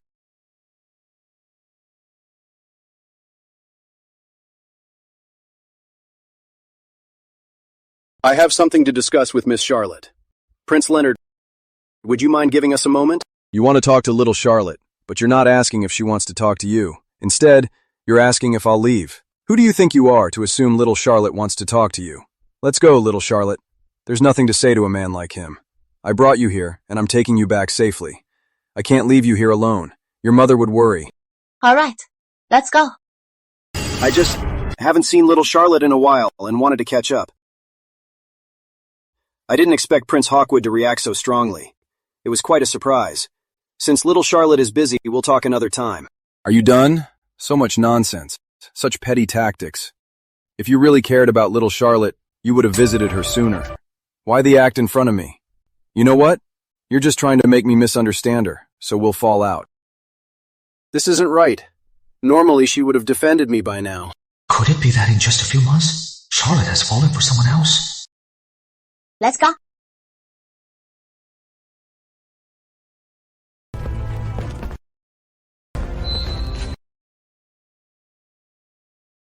I can't let the Ashfords and Hawkwoods unite.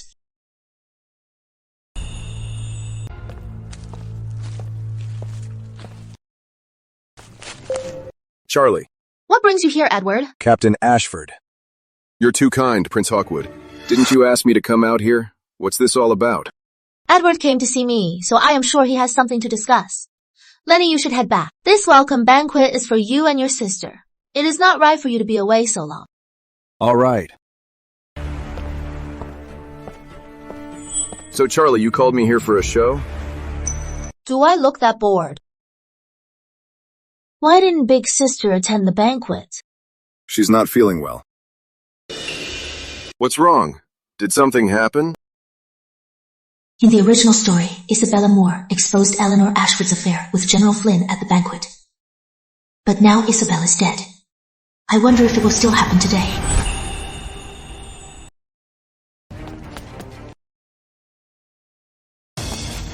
General Flynn, what are you doing here?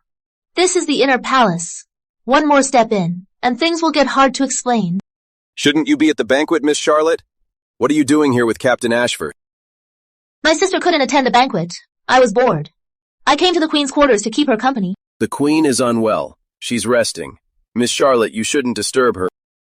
My visit isn't a disturbance. Yours is. My sister is the Queen Consort. She is revered by all. Her reputation must remain spotless. What are you talking about, Miss Charlotte? I don't quite understand. You can play dumb all you want, General. But I am just a spoiled, arrogant young lady who has never been the sharpest. If even I can see what is going on, then so can everyone else. Officials can't enter the inner palace. Everyone's at the banquet for the Hawkwood delegation. It's my best chance to sneak into the inner palace. ED. Escort General Flynn back. General Flynn, don't be rash. Don't drag our sister into this.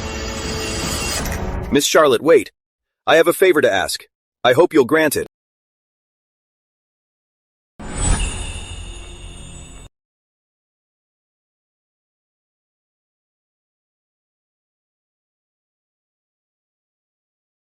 Big Sister. Charlotte, you don't have to be so formal.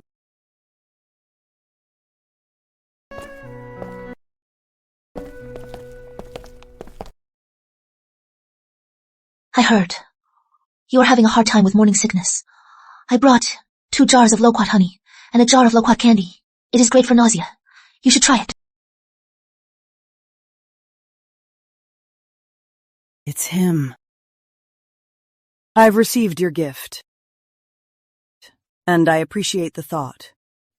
You should go home now. Don't worry, father and mother. Big Sister. A man's in the Queen's quarters! Seize the assassin! His Majesty arrives. Quick!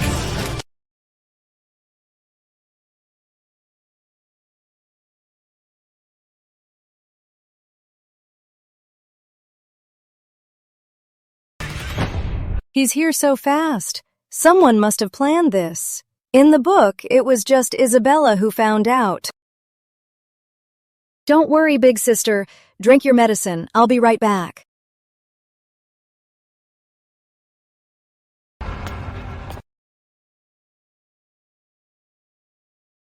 Your Majesty. Captain Ashford, what are you doing outside the Queen's quarters? Your Majesty. I heard my sister was ill. I was worried, so I came to check on her. But it's dark and slippery. I was afraid I'd get lost, so I asked my brother to bring me. Someone shouted that an assassin entered the Queen's quarters. Is Her Majesty safe? If an assassin had entered the Queen's quarters, why would I be standing here so calmly? To be thorough, we should search. The Queen is resting in her chambers. To search the Queen's chambers so recklessly. Lord Moore, you have some nerve. My sister's safety is key. Let a court lady go in and check. I just heard Lady Grace's maid screaming quite loudly, as if she'd seen an assassin. Since Lord Moore has so little faith in my command of the Royal Guard, then I'll trouble Lady Grace to go in and search. Since Lord Moore has such little faith in my command of the Royal Guard, then I'll have to trouble Lady Grace to search the quarters herself. It's dark out. Maybe the servants were mistaken. Since there's no assassin, we won't disturb Her Majesty. But I just heard someone shout that a man broke into the Queen's quarters. Such baseless rumors. They should be taken to the Justice Bureau and have their tongues torn out. You all serve His Majesty. To act like this is truly ironic.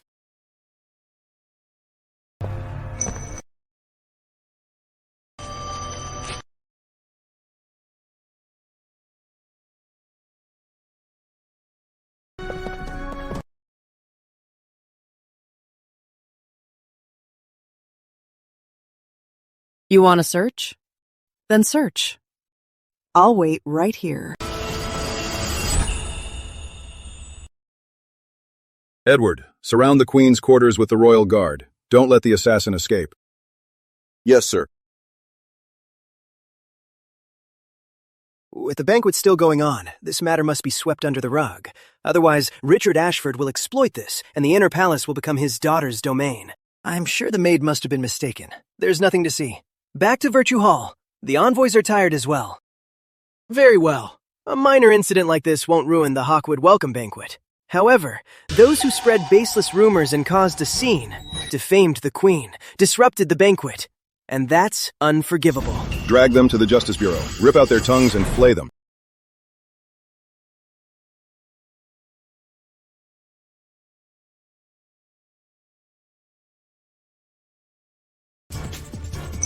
Your Majesty. My lord, your majesty. The Ashfords are all traitors. Their ambitions are plain to see. Lady Grace. I was only ill for a few days. Did you think I was dead?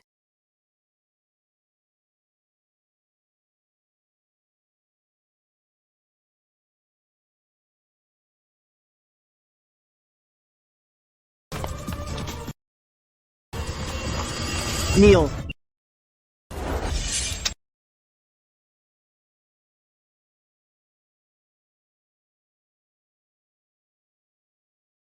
You Moors have some nerve. How dare you plot against me? I'm the king's consort, and I'm a lady of my own hall. You have no right to punish me. I want to see the king. I am the queen. Believe me, even if today what's carried out of this palace is your corpse, Alexander Wayne and your family won't dare say a word. Drag her to the Justice Bureau. You Ashfords are all traitors! How dare you overstep your bounds! You'll all die a terrible death.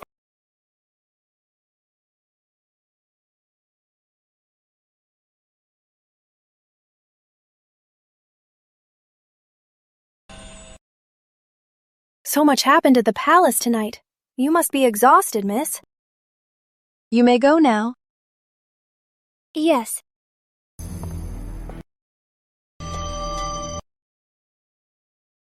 The Moors. They won't just stand by and let this marriage happen.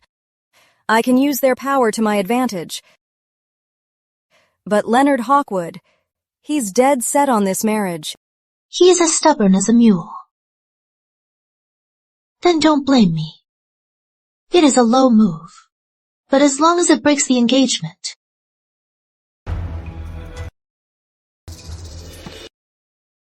How could it fail?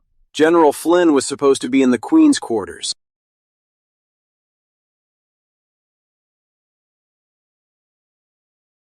Charlotte Ashford again. Master, His Majesty's secret letter.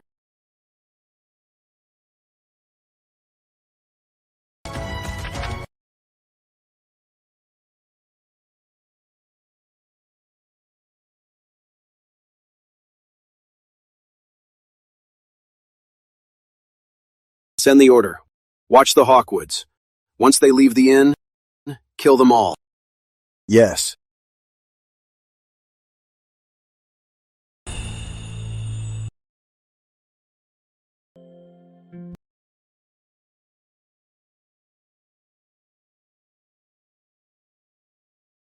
Miss. You're here.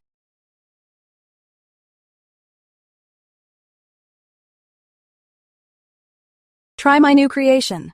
I want to sell this at the Jade Table Inn. What is this? Traditional Hawkwood milk tea, but I've made a few improvements. Oh, miss, my men have found out. Victor Moore sent assassins. They're lying in wait near the post station. They'll strike as soon as they leave. This is a great opportunity, but what if the Prime Minister finds out? No what if. My father won't find out. We both have our reasons for not going north. What if Prince Leonard still refuses to back down? He won't. The Hawkwood tribe has a tradition.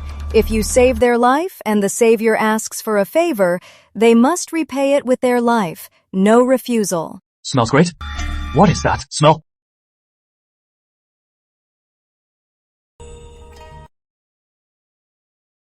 Charlotte, what are you doing? Making milk tea.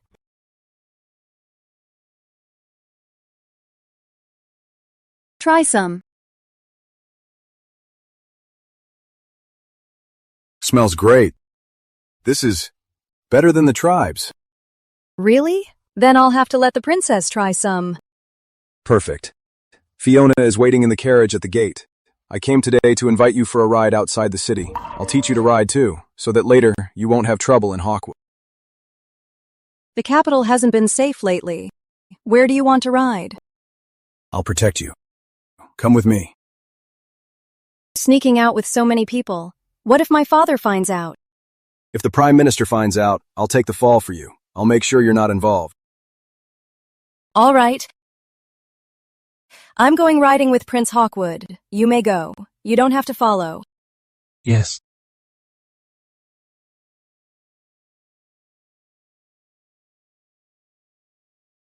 After you.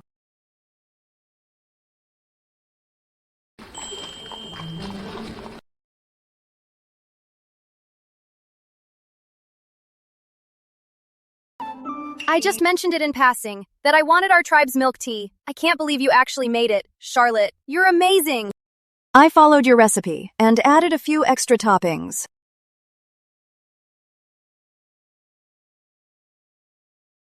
Your Central Plains tea makes for a milk tea that's so fragrant. And these little balls, they're so soft. And chewy, they're so fun. Glad you like it. I'll have the Jade Table Inn add this drink to their menu, so whenever you want some, you can just go get some. You're so sweet, Charlotte. I really wish you could stay in the capital. I still want to play with you. By the way, when you marry my third brother, what will you do with your businesses in the capital? I'll leave them to my mother. Then, when I'm not by her side, she can manage those shops. Stop. Good. Right here. Charlotte. Right here. Little Charlotte.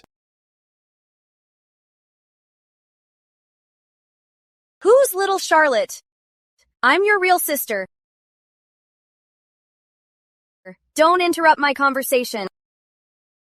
Charlotte, let's ride here. I don't know much about riding. You two decide. Humph. Let's go. Okay.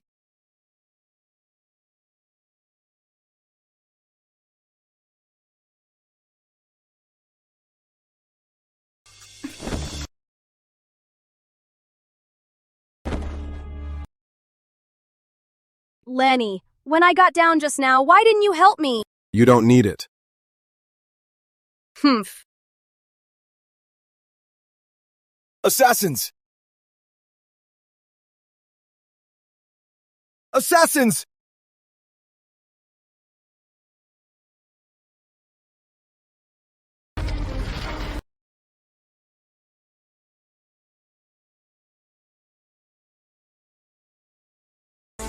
Attack.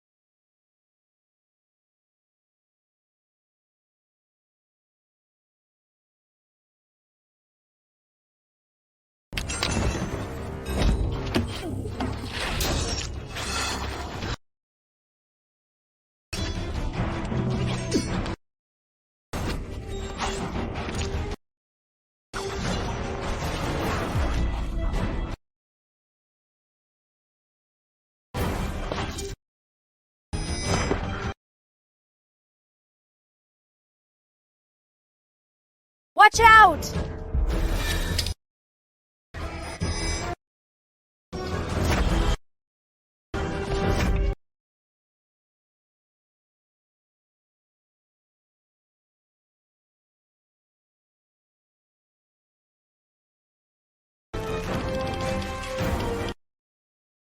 Watch out! Charlotte.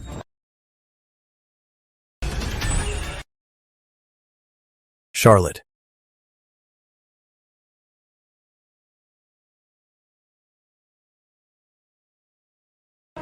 Yeah. Leave none alive.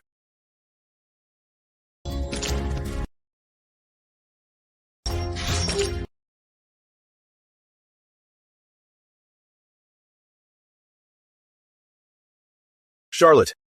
Charlotte, are you okay? Charlotte. Charlotte. Get her back.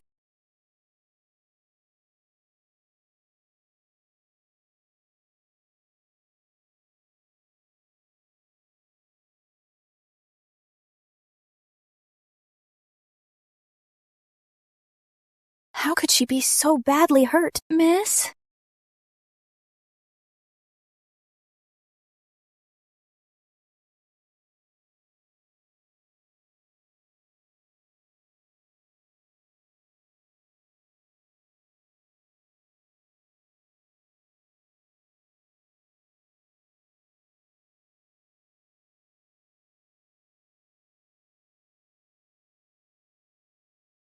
We're safe now. You all should get some rest.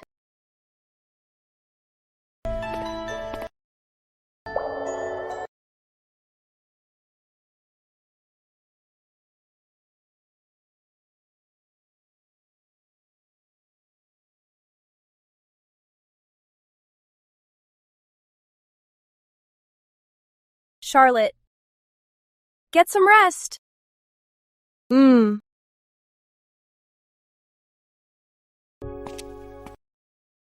Sorry. I was so reckless today, and you got hurt because of me.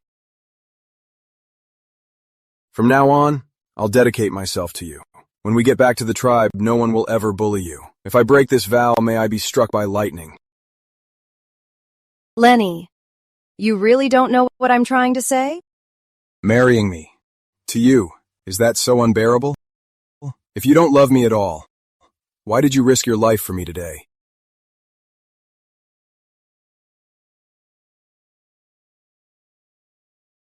I only see you as a brother. And I hope you'll only see me as your little sister. We're blood-sworn siblings. My roots are in the Central Plains. If you force me from my homeland and transplant me to the north and watch me wither away, will you really be happy? We've saved each other's lives. Without a marriage contract, so what?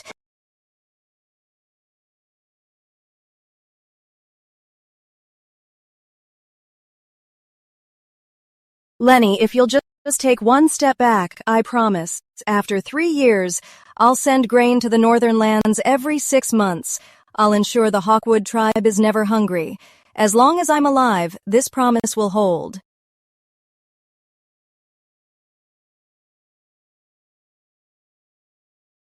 I understand. Focus on healing. I'll speak with Prime Minister Ashford. Since you know so much about Hawkwood traditions, you must know the blood oath ceremony requires a full bowl of blood. You're injured now. How will you do that? Don't worry, Lenny. Before the ceremony, I'll be fully recovered. Prime Minister, Miss Charlotte's injuries are severe, but the royal physician says her vitals are intact. She'll recover with some rest. Please don't worry too much. The assassins launched a full attack and all have been eliminated. Also, the assassins who infiltrated the capital city have all been captured. Investigate thoroughly. We cannot let what happened last time happen again. Yes.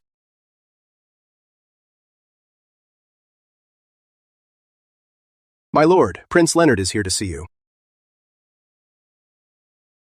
Uncle Richard.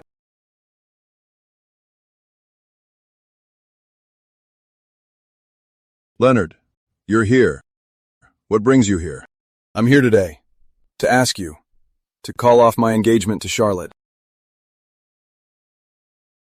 Is it because Charlotte is acting up?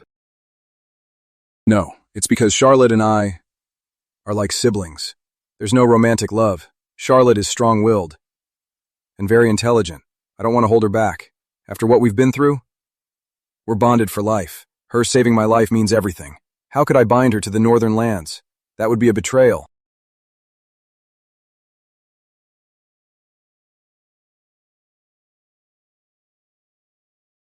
I ask my father's permission to form a blood bond with Charlotte. And I ask your permission, Uncle Richard, to let Charlotte accept me as her brother. Since you and Charlotte are like siblings and don't want to marry, I won't force you. But whether you marry or not, to me, I will always treat you like my own children. As for this, I'll do as you wish.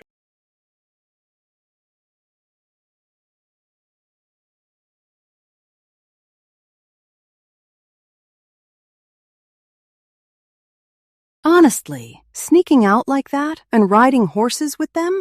See what you've done? You can't move. You scared me to death. Oh, Mother, you're feeding me this medicine spoon by spoon. I'll die from the bitterness before the fall. Shush, don't you dare say that. Yes, I was wrong.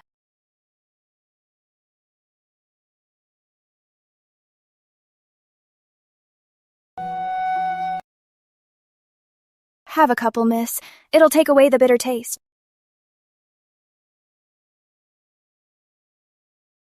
Charlotte, I came to see you. Your Grace, my respect, Your Highness.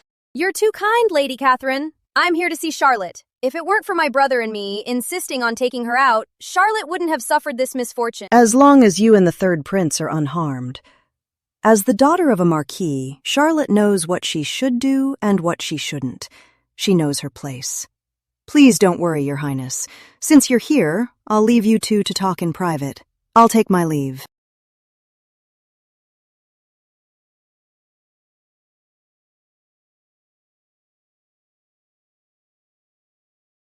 You look almost recovered.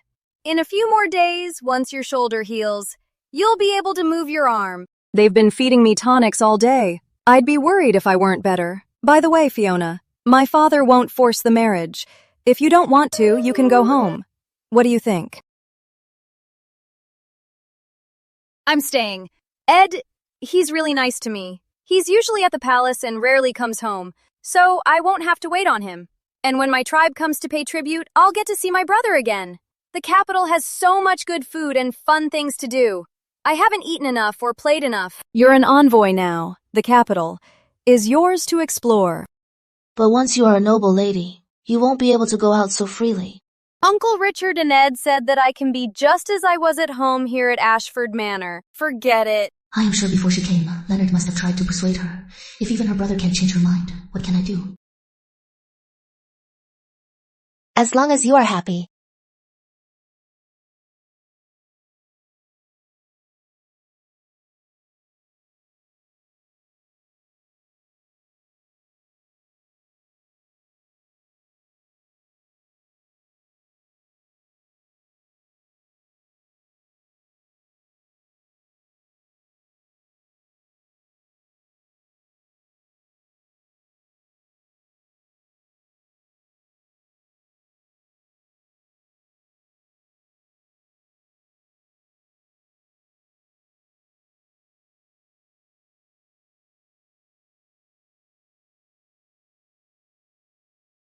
My sister is truly something else.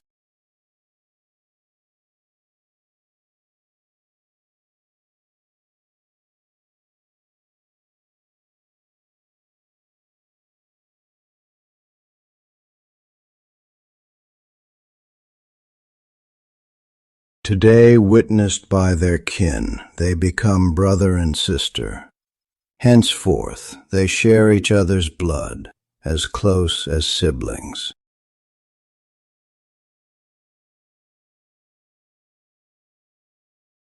As you instructed, the secret estates for grain purchases are all set. Since the Hawkwoods returned and Fiona married into our family, 2 months have passed. In those 2 months, the capital has been peaceful. When I leave things to you, I am always at ease. This way, any future grain purchases won't be traced by the Moors. Miss, something's wrong. The Queen's in labor. She wants you to go with Lady Catherine to the palace, right now. What happened? She's only 8 months along. How could she go into labor so suddenly? It was Lady Isabella from the Cold Palace. Lady Isabella! After the last palace banquet, Lady Isabella was demoted to a commoner and sent to the Cold Palace. Somehow, she escaped the Cold Palace. She seemed deranged and attacked the Queen. That's what caused her to go into labor. Those Moors. They just can't wait. Push, Your Majesty! Your Majesty! Push, Your Majesty! One more push. Push, Your Majesty! Your Majesty!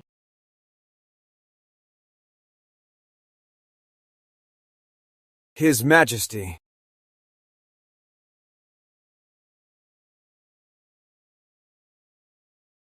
His Majesty arrives.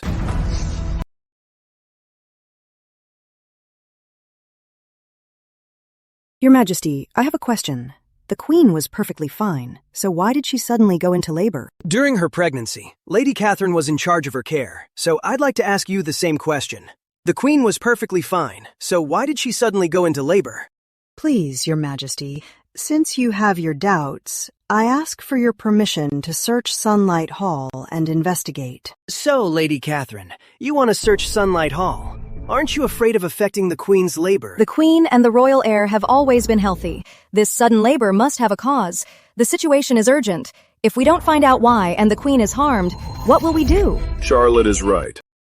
Your Majesty, for your safety and that of the other consorts, I asked for your permission to search with my men.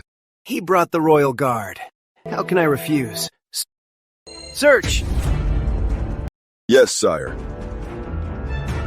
How long has she been in labor? Almost 4 hours now. Mother, I'm worried about my sister. I want to go in. Miss Charlotte! Miss Charlotte, you're unmarried. You can't enter the birthing room. My sister and I grew up together. We're very close. Why can't I go in? My sister right now, she needs me with her. Right now, the midwife and the doctor are busy. If you barge in, Miss Charlotte, you could interfere and harm the Queen. Quick, get the ginseng. Her Majesty is exhausted.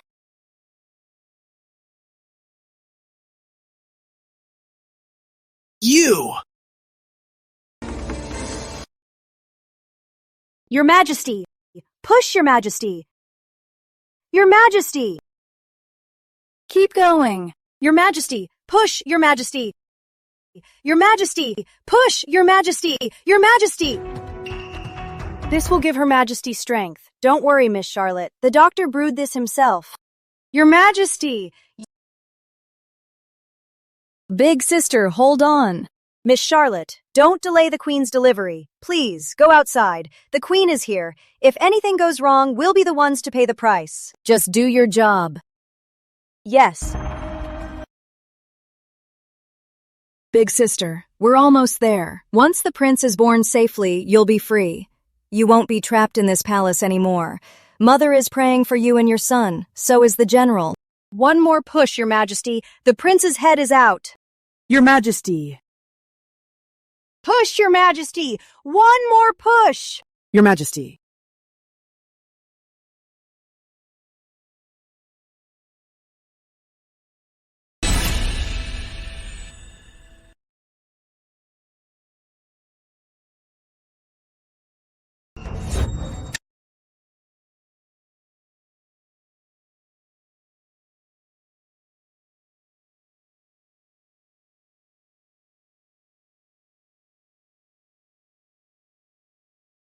Charlotte, are you all right? Mother. Don't scare me. Mother, I'm fine. Quick! Go get the doctor! Doctor, get the doctor now!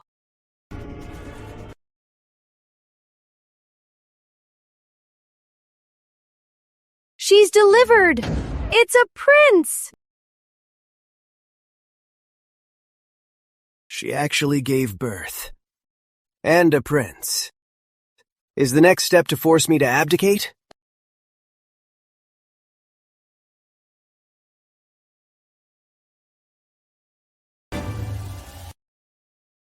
Congratulations, Your Majesty. The Queen has given you a crown prince.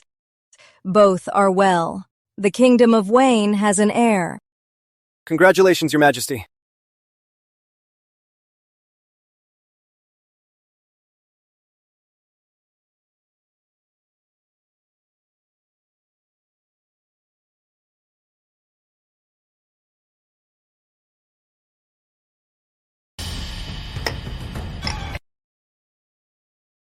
How is your sister?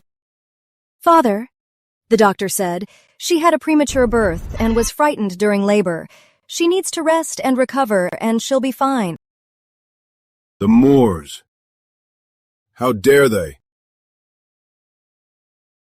To attack my own flesh and blood so brazenly. They have a lot of nerve. Do they think they can withstand the executioner's blade? Father, the Moors' plot nearly cost my sister her life. This must be avenged. I have a plan to cripple them, but you'll have to sacrifice some small gains.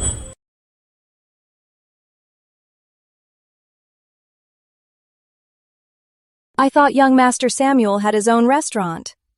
So, what brings you to my Jade Table Inn today? Little Charlotte, your Jade Table Inn is the talk of the capital.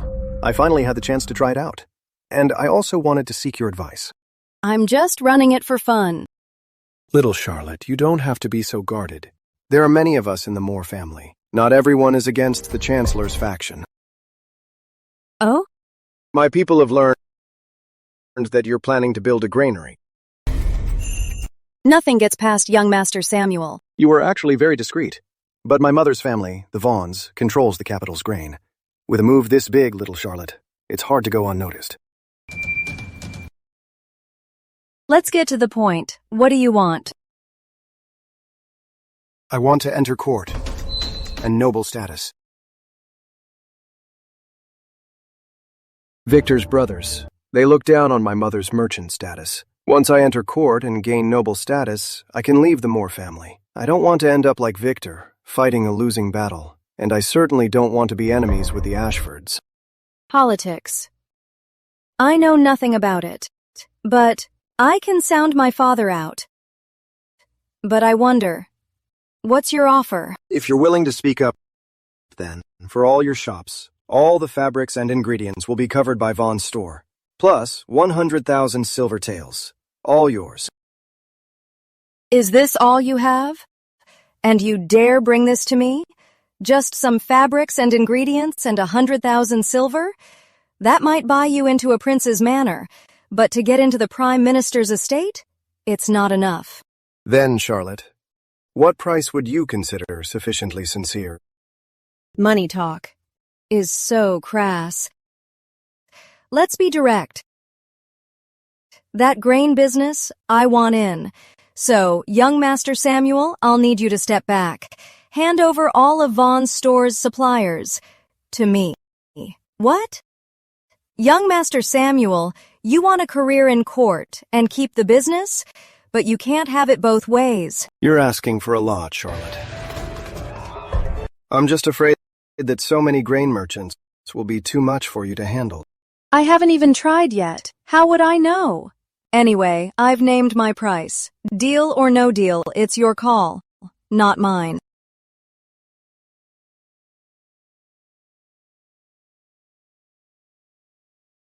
As for the Prime Minister, I'll leave that to you, Charlotte. When he agrees to see me, the deal is on.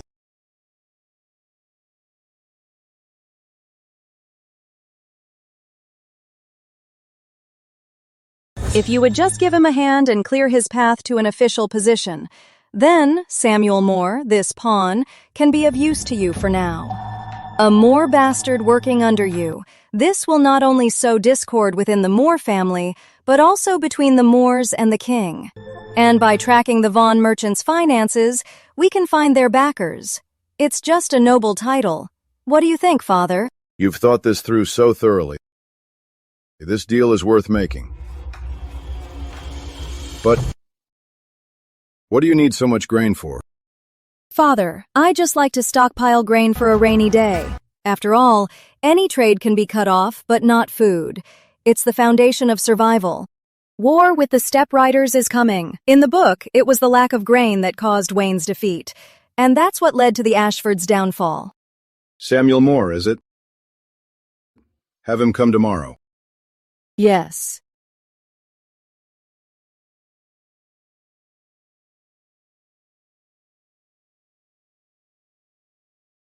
Samuel Moore greets the Lord Chancellor. Rise. With this, the Von grain merchants will all be Moon clans. Provisions will no longer be Father's problem against the Steppe Riders. When Father thrives, the Ashfords thrive. Victor Moore, you promised me you'd discipline Samuel. Is this how you discipline him? By sending him straight to Richard Ashford's camp? Please, Your Majesty, Samuel is stubborn. I tried everything to reason with him. He's ill-intentioned. I was powerless. Punish me, Your Majesty. Am I so useless that he'd rather be branded a traitor just to join Richard Ashford's camp? Or is your Moore family trying to play both sides? Never, Your Majesty. The Moors are loyal to the Wayne dynasty, loyal to the late king, and above all, loyal to you. Please, Your Majesty, see the truth.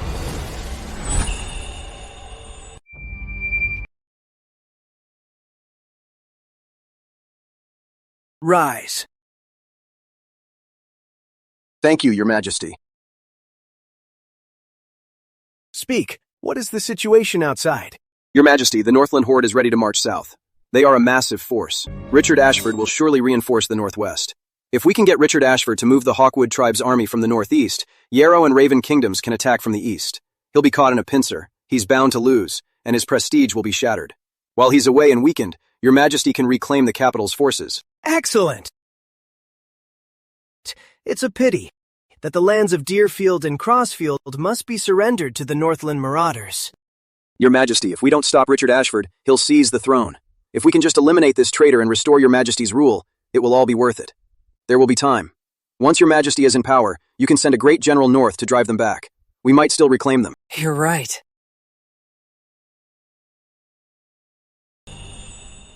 The Crown Prince is the eldest and legitimate heir. He must be named Crown Prince. Your Majesty, name the heir apparent as Crown Prince to secure the Kingdom of Wayne and ensure an heir. Your Majesty, please consider the Prime Minister. He has served the kingdom for years. Name the Crown Prince as heir. Lord Tanner, Lord Yates, Lord Perry. You may have fought alongside the Prime Minister for years and advised him, but your ancestors were all Wayne loyalists. You are all His Majesty's subjects. Look up. The late king is watching from above. Don't you feel ashamed before your ancestors? Late king, open your eyes and see, in your time. The Prime Minister was just a captain in Lancashire, but now, in this court, he bullies the young king. This is sheer treason! When the late king died, the Northland marauders took advantage and attacked our kingdom's northwest frontier. Who was it? It was the Prime Minister. He spent his fortune to raise an army and fought to repel the enemy. His Majesty was young when he ascended, and enemies were circling, invading our borders. Who was it? It was the Prime Minister again. He toiled day and night for His Majesty, fending off enemies and securing the realm. He saved our kingdom from collapse. Late king! Open your eyes and see! You ruled with virtue and compassion, but in this court today, at His Majesty's side, how could there be such a disloyal, ungrateful, and heartless traitor? If the late king were still here and saw the kingdom like this, he would surely bring divine punishment. Late king! Open your eyes and see your people! Open your eyes and see the Prime Minister! Enough! On an auspicious day, the heir apparent William Wayne is named Crown Prince. Your Majesty is wise. Report. 200,000 marauders are at the border.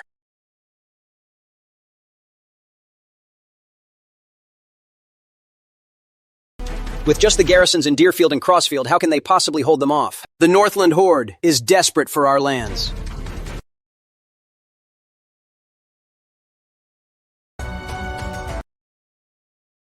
Your Majesty, after the ceremony, I will personally lead 300,000 troops to the northwest. Granted.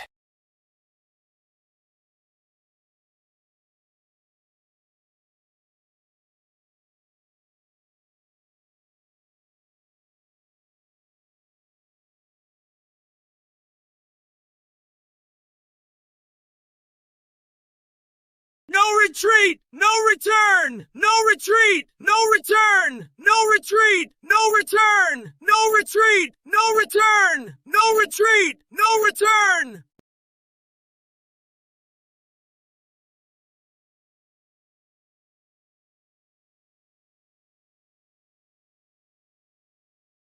Yeah.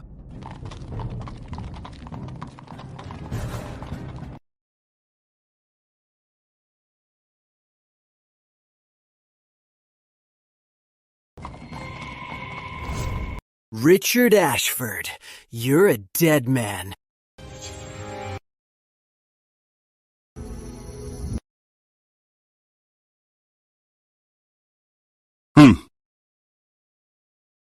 Henry Flynn.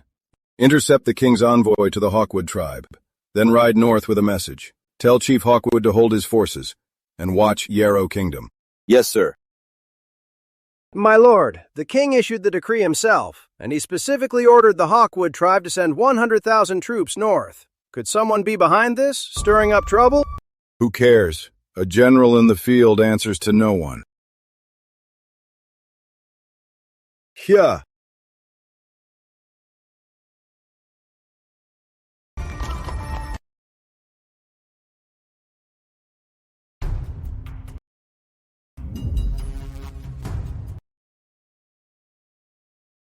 Prime Minister, it's been 2 months. Though we've won a few battles, our supplies are still critically low.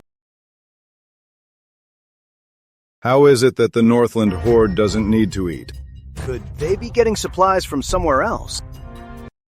The scouts have returned. The Northland Hordes march south. Their granaries are heavily guarded. Based on the size and number of their granaries, they have enough supplies for about 5 months. And that's just their current stock, not to mention their new supplies. When will the new grain arrive? The new grain? I'm afraid it'll be another 10 days. And it will only last about 3 months. What if we cut the soldiers' rations by 10%? We can't cut them any further. The soldiers are barely getting half a meal. How can they fight the enemy? Reporting. Prime Minister, supplies have arrived. From the Treasury and War Ministry? They're early? It's a merchant caravan.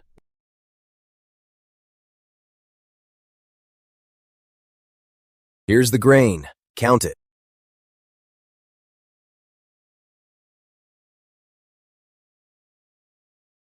Prime Minister. Felix Moon? That's me. Please sign here, Prime Minister. Well, once you sign, we can settle the account with Miss Charlotte.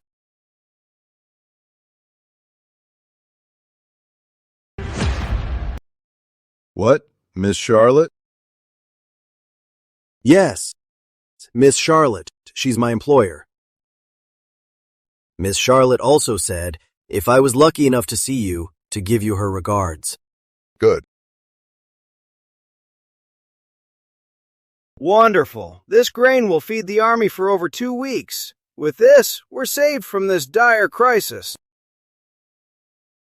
Charlotte, my Charlotte. She's truly my good daughter. Ha ha ha.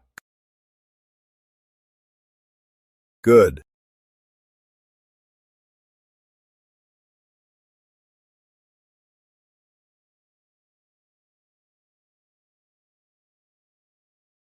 How could Richard Ashford, without the Hawkwood cavalry, still crush the Northland Horde? Please, Your Majesty.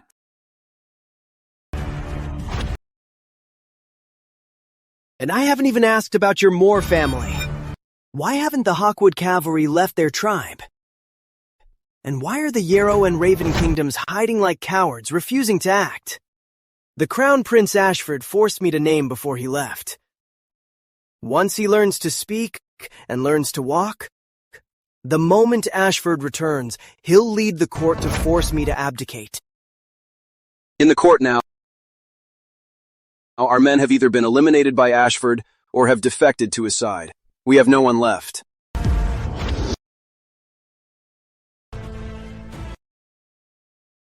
It's all gone.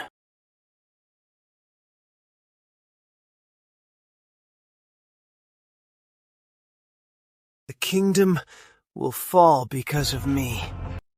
I failed the late king. Ha ha ha!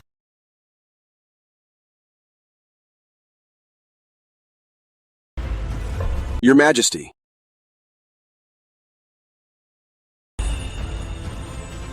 These pastries are delicious. They really are. Mother. The marauders have surrendered, ceding land and horses. Wonderful. You were right on the mark. You said this winter the Prime Minister would return, and you were right. Captain?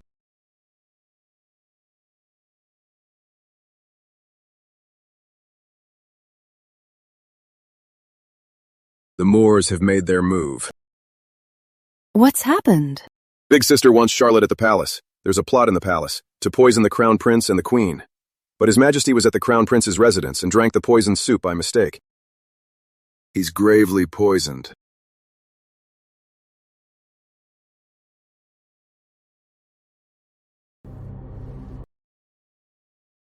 Go on in. I'll have my men check the area.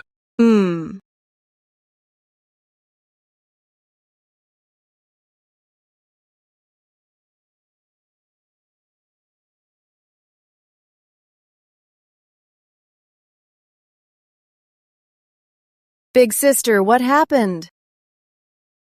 Just a show. It was all an act. Alexander Wayne was trying to get rid of Will, to stop him from doing something desperate. So I had to get rid of him first. I thought we'd have to wait for father to return before the new king's coronation. But it seems we won't have to wait. This is for the best. His Majesty was never one to listen. Since he wouldn't listen to us, there was no point in forcing him. Charlotte, go check on him. See how much life he has left. Yes, big sister. I'll go now. Take care of yourself. Go.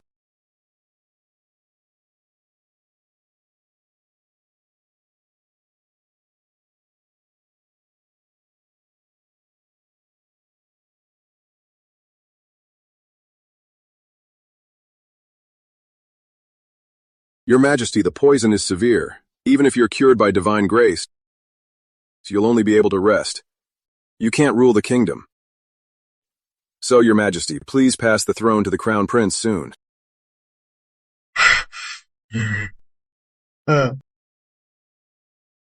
Second brother, if you have business to discuss with His Majesty, don't mind me.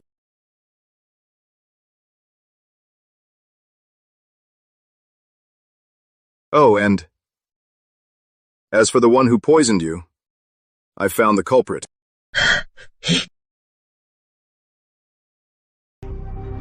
Lady Grace tried to poison you. I've ordered her execution to uphold justice. She's all dead. You're still Freema. Traitor! Oh, I was traitor! confused. I forgot you were poisoned. You're too weak to answer me. In that case, I'll handle it myself.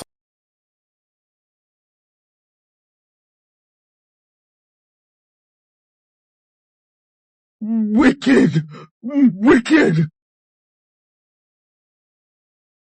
Your Majesty?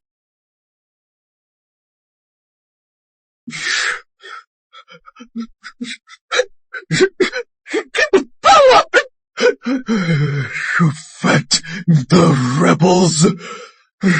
Wicked! Wicked! Then let me show you how a villain seizes power and becomes the rightful ruler. You venomous woman! Farewell, Your Majesty.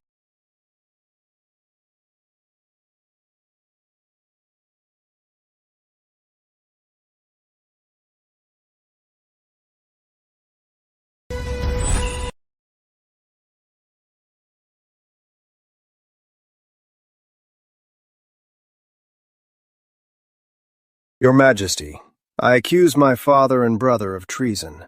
They aided the enemy in attacking our kingdom. Here is the proof.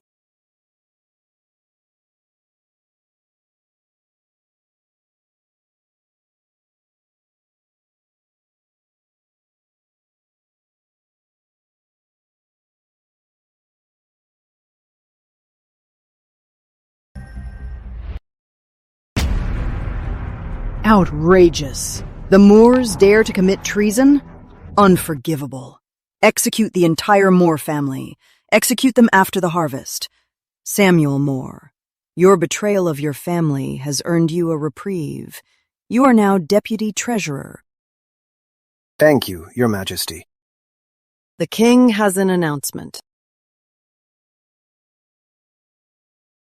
Though I came to the throne in my youth, by heaven's will, I've toiled day and night, fearing I would fail. Yet I am still young, with little virtue and talent. I fear I've failed my ancestors. Prime Minister Richard Ashford is supremely gifted in both civil and military affairs. He has repeatedly saved our kingdom in times of peril. He is the very pillar of our realm, and the hope of our people. I will follow the ancient tradition and abdicate to him, to follow heaven's will and settle the people.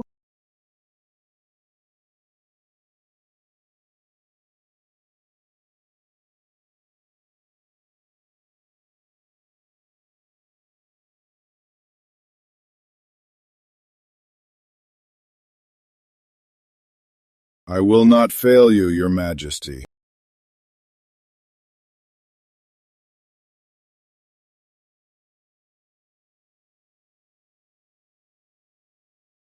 Long live the king! Long live the king! Mommy, am I done?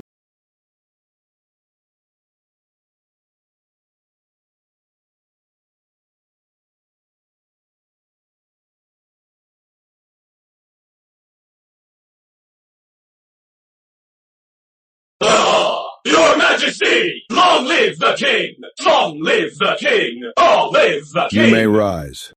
Thank you, Your Majesty!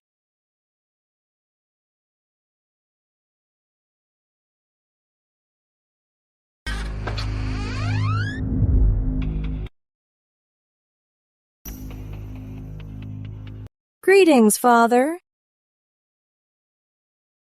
Come here.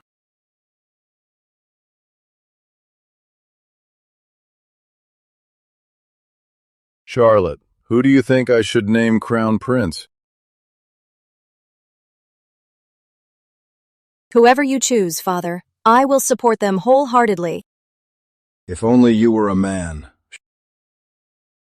Charlotte, you know, during the war, I had a wild thought. I considered making you the Crown Princess. There's no precedent for that. The court would never allow it. The second son is too suspicious and lacks resolve. Only you have both a firm hand and a gentle touch.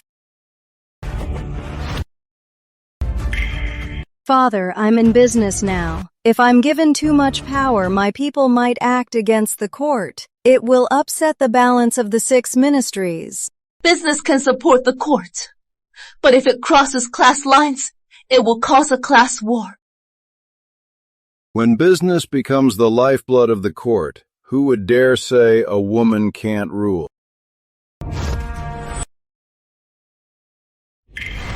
Father, what is this? Since I've already gone down in history as a traitor, then I might as well go one step further.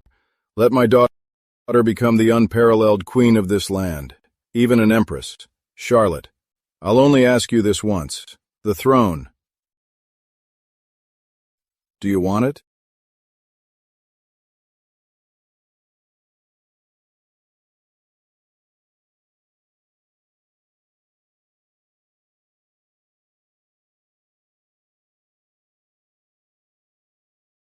Charlotte Ashford is named Crown Princess. She will inherit the throne.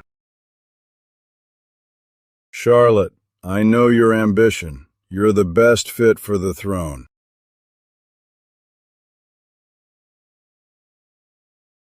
I obey your command.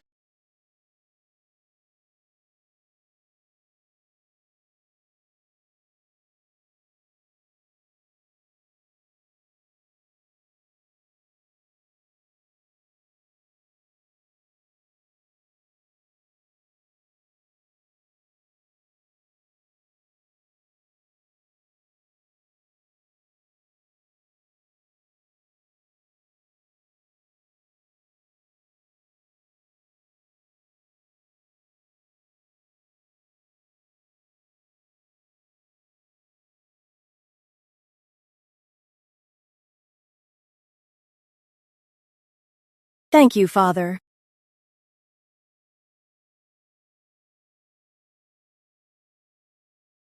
Long live the king! Long live the king! Long live the king! Long live the crown princess! Long live the crown princess! You may rise. Since I have been given this unprecedented title, I will show the world that a woman can rule a kingdom. The young king following ancient tradition. His daughter, Charlotte Ashford, was named crown princess for talent and virtue. Abdicated the throne to Prime Minister Richard Ashford. For her exceptional talent and virtue, for the first time in the 200 years of the Empire Rebellion, the first female heir to the throne was born.